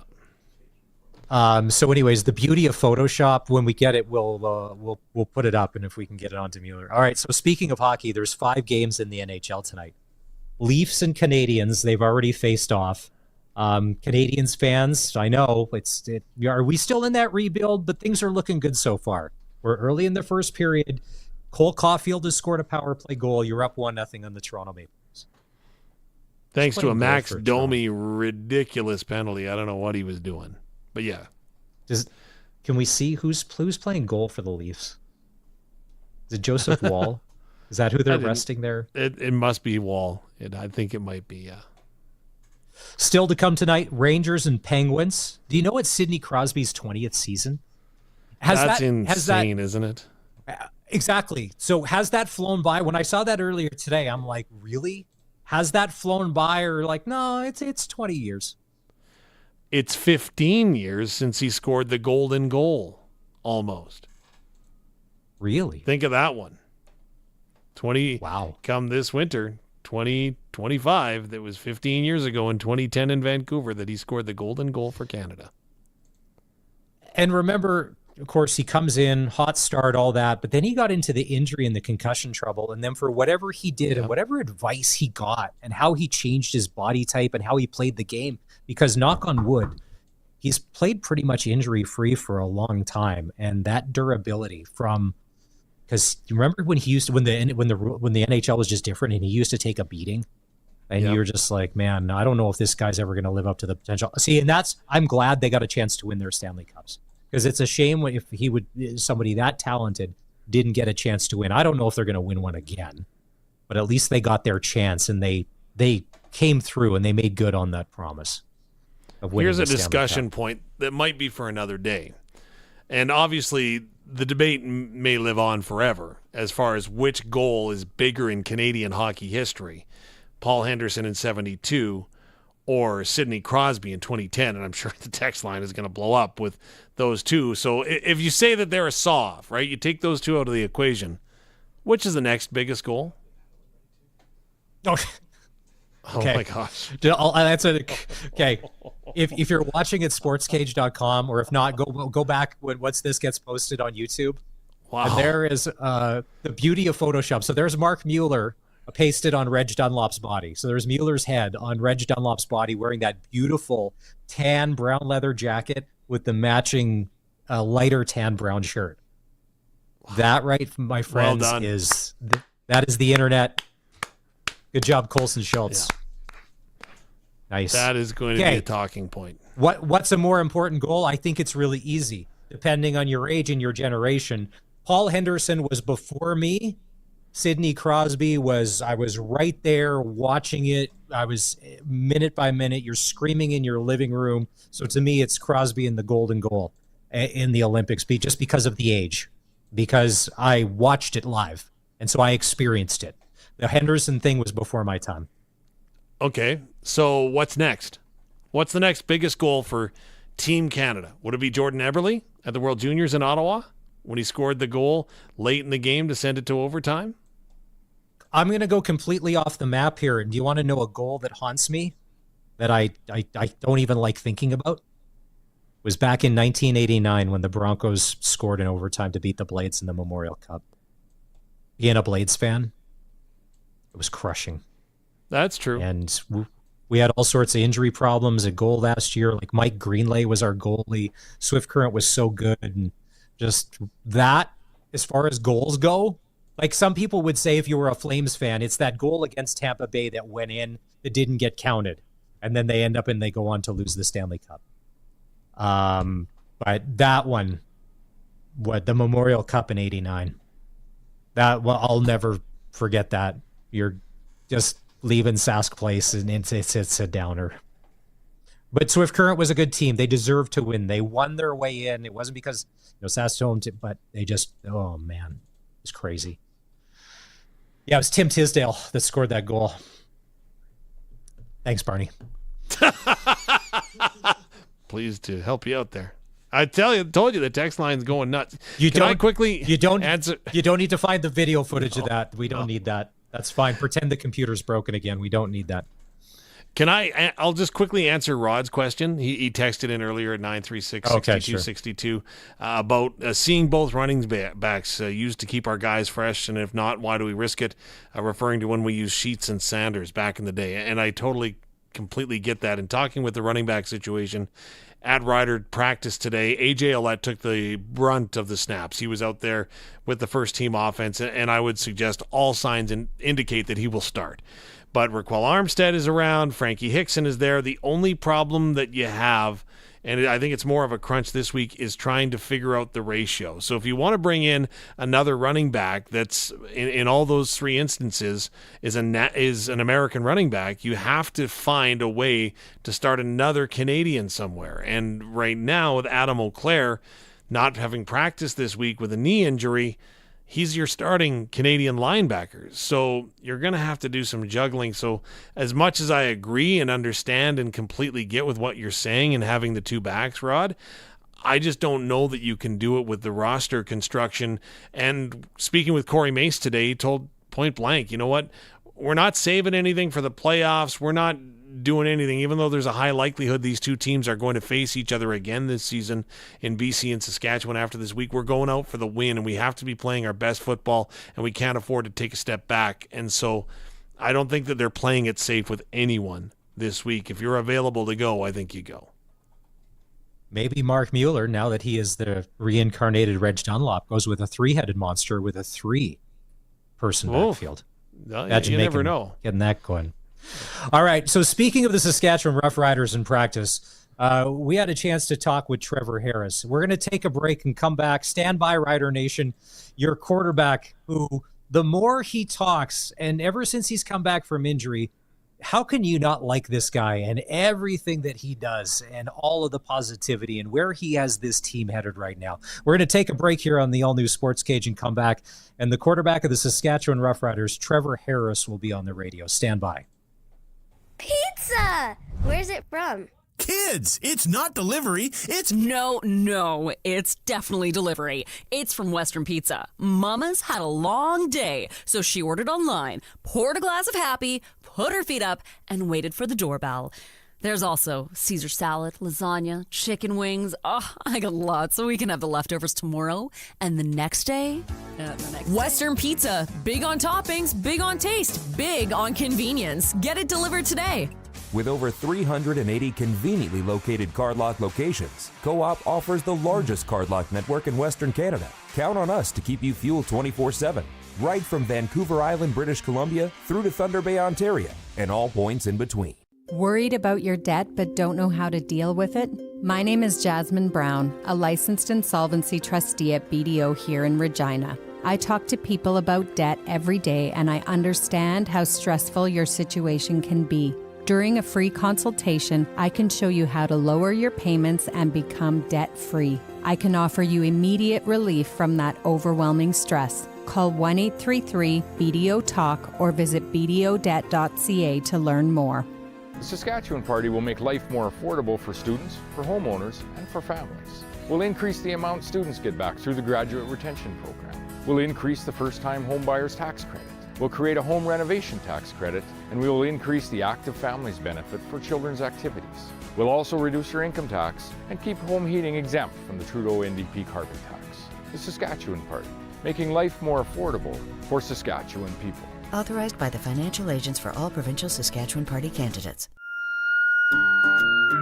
Your friends at Prairie Gun Traders in Avonlea have exactly what you need this fall. From muzzle loaders, rifles to shotguns, you are totally covered this hunting season. Plus, browse through their great selection of ammunition, optics, calls, trail cams, scents, knives, and more. The hunting store that has it all. At Prairie Gun Traders in Avonlea. You have a friend in the game. Main Street, Avonlea, or check out prairieguntraders.ca.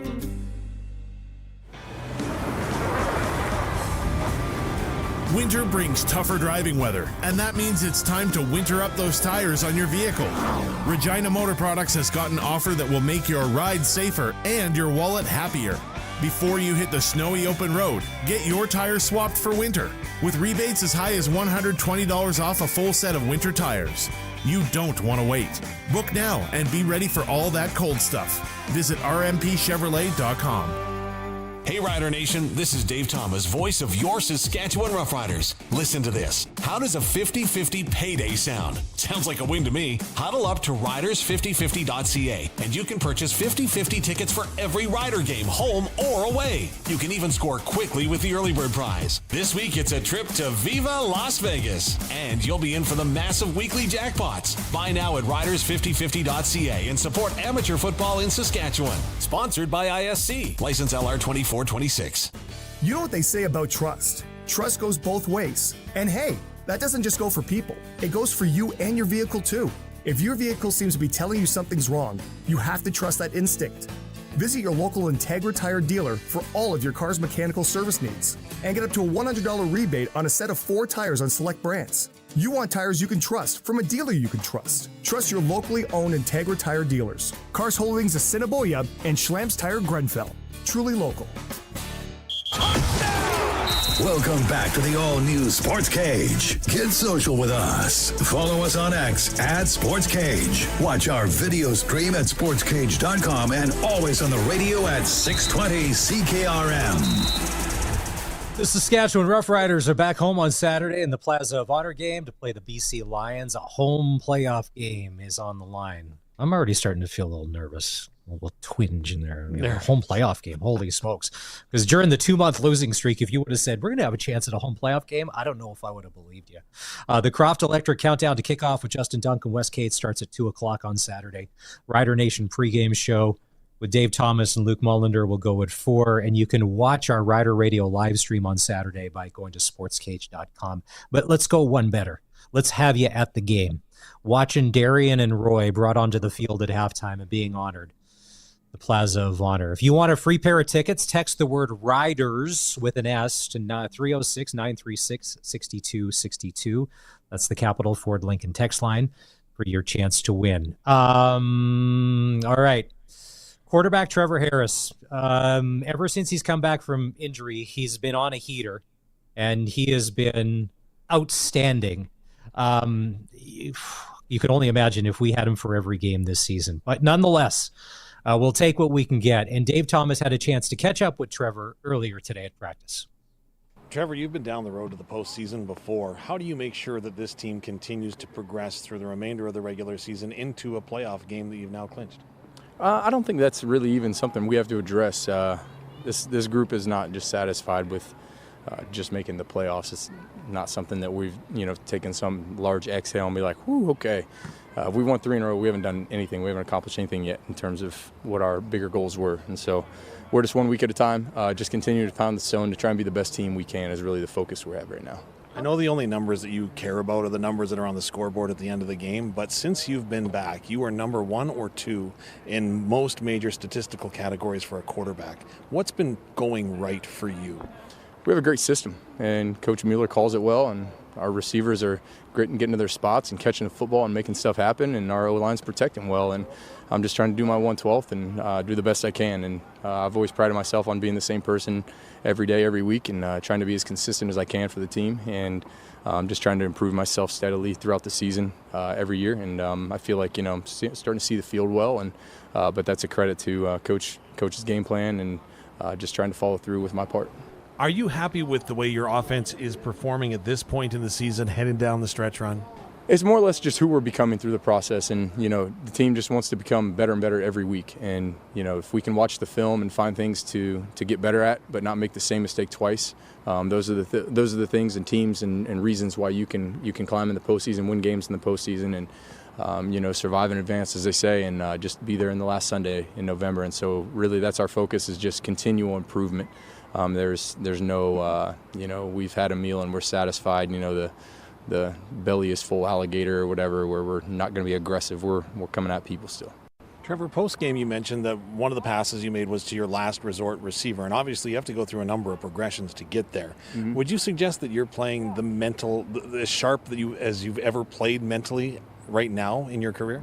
I'm not sure. I think I'd probably leave that up to coaches to decide or whatever, but I do feel that I'm in a good groove in terms of seeing the field and understanding what's going to happen and how things are going to unfold as I see my pre and post snap pictures. And so to me, it's just about making sure I'm moving through my progressions and doing what the coaches kind of teach me to throughout the week in terms of what our game plan is and how we can progress through plays.